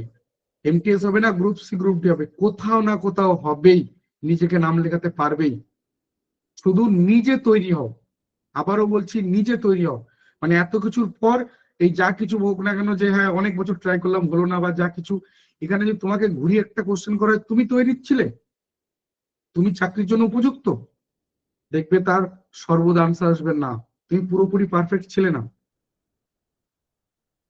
ঠিক আছে, তো সেই পয়েন্টটা ভিউ থেকে বলছি যে এই ধরনের শর্টকাটে যেও না। লাইফ শর্টকাটে নয়, আমাদের লাইফে সময় দিতে হবে, ধৈর্য রাখতে হবে, পরিশ্রম করতে হবে। এটা হচ্ছে একদম সব থেকে বেসিক স্ট্র্যাটেজি, এর মধ্যে কোনো ফান্ডামেন্টালস নেই। এটা একদম বেসিক স্ট্র্যাটেজি। শর্টকাট ম্যাথে কাজে লাগাও, রিজনিং এ কাজে লাগাও, লাইফে শর্টকাট কাজে লাগিও না। লাইফ হেল হয়ে বেলতলায় চলে যাবে। এই কথাগুলো বুঝতে বা বিশ্বাস করতে যেন খুব লেট না হয়ে যায়, বারবার বলছি। তাহলে একটা সময় গিয়ে তোমার কাছে এই লাইফটা বোঝা মনে হবে, যে আবার যদি প্রথম থেকে শুরু করতে পারতাম। তো এমন না যে একটু টিউনিং করে নিলাম আবার প্রথমে চলে আসলো, ব্যাপারটা সেটা না। তো সে তখনই আমাদের কাছে বোঝা মনে হয়। এত কিছু তোমাকে ঘিরে ধরবে যে তুমি, তোমার হয়তো এরপরও কিছু একটা করার ছিল, তুমি আর সেটা ভাবতেও পারবে না। এই পুরোনো এত কিছু নিয়ে তোমাকে ঘিরে ধরবে। তাই আবারও বলছি, সবকিছু করো। আমি প্রথম দিনও বলেছিলাম, লাইফে কোনো কিছু বাদ দিও না। আমরা 70 বছর বাঁচবো, যার মধ্যে 60 বছর নিজেদের লাইফ, বাকি 10 বছর তো ছেলে মেয়ে নাতি নাতি শাসন করবে। তার মধ্যে গড়ে 25 বছর কাটিয়ে ফেলেছো। যারা আজও চাকরি পাওনি, কিন্তু চাকরির জন্য চেষ্টা করছো, তোমার ভাগ্য যদি একেবারে চকচকে ঝকমকে হয় তাহলে আরো 2 বছর লাগবে। তাহলে 25 + 2 27 বছর চলে গেল, হাতে রয়েছে 33 বছর। আর তোমার যদি 25-এর জায়গায় 27 বছর বয়স হয়, তোমার যদি 2 বছরের জায়গায় 3 বছর লাগে, তাহলে ক্যালকুলেশনটা তোমার মতো করে করে নাও, তাহলে বুঝতে পারবে। তা আবারও বলছি, এই জায়গাটাতে কোনো কিছু করো না। তোমার যেটা নিজস্ব যে জায়গাটা, যে যে বাউন্ডারিটা, ওই বাউন্ডারির মধ্যে কাউকে ঢুকিও না। লাইফে সবকিছু করো, বন্ধুদের থেকে যাও, একদম র্যাম্পার্ট ইয়ে করো, ফুর্তি করো, আড্ডা মারো, গান শোনো, রিলস দেখো, যা যা রয়েছে লাইফে করো, কিন্তু যখন একবার ওই বাউন্ডারির মধ্যে ঢুকবে পুরো জগৎ ভুলে যাবে, কাউকে মনে রাখবে না, কাউকে না। এতটুকু স্বার্থপর নিজেকে হতেই হবে, এছাড়া দ্বিতীয় অন্য কোনো উপায় নেই। কারণ কোনো কিছু পেতে গেলে তোমাকে স্যাক্রিফাইস করতেই হবে, এটা হচ্ছে সব থেকে বড় সত্যি কথা, যে কোনো কিছু পেতে গেলে তোমাকে স্যাক্রিফাইস করতেই হবে। তো ফার্স্ট বলবো যে এই জায়গাটাকে বোঝার চেষ্টা করো, এটাকে সর্বাধিক গুরুত্ব দাও, আদারওয়াইজ কিন্তু হারিয়ে যাবে। আমার কথাগুলো যেন বুঝতে খুব লেট না হয়ে যায়। চলো আমি এই পর্যন্ত রাখলাম, আগামীকাল আমি নিজে থাকবো ক্লাসে 8টা থেকে, অঙ্কের ক্লাস, লাইভ ক্লাস মিস করো না, তাহলে সবকিছু মিস করে যাবে, গ্রুপে কিন্তু কোনো কিছু শেয়ার করা হবে না। এখনো যতজন স্টুডেন্ট রয়েছে আমাদের ব্যাচে ততজন স্টুডেন্ট থাকবে না, থাকে না, খুব লিমিটেড নাম্বার স্টুডেন্টদের থাকে। আমি যা কিছু আগামীকাল একদম ডিটেলসে লিখিত আকারে তোমাদের সাথে শেয়ার করে দেবো, যা গ্রুপে শেয়ার করা হবে না। অর্থাৎ গ্রুপ থেকেও জানতে পারবে যে নতুন ব্যাচের শুরু হলো, নতুন ব্যাচের কোর্স ফি কি, বা নতুন ব্যাচে অ্যাডমিশন কিভাবে নেবো, কোনো কিছু জানতেও পারবেন।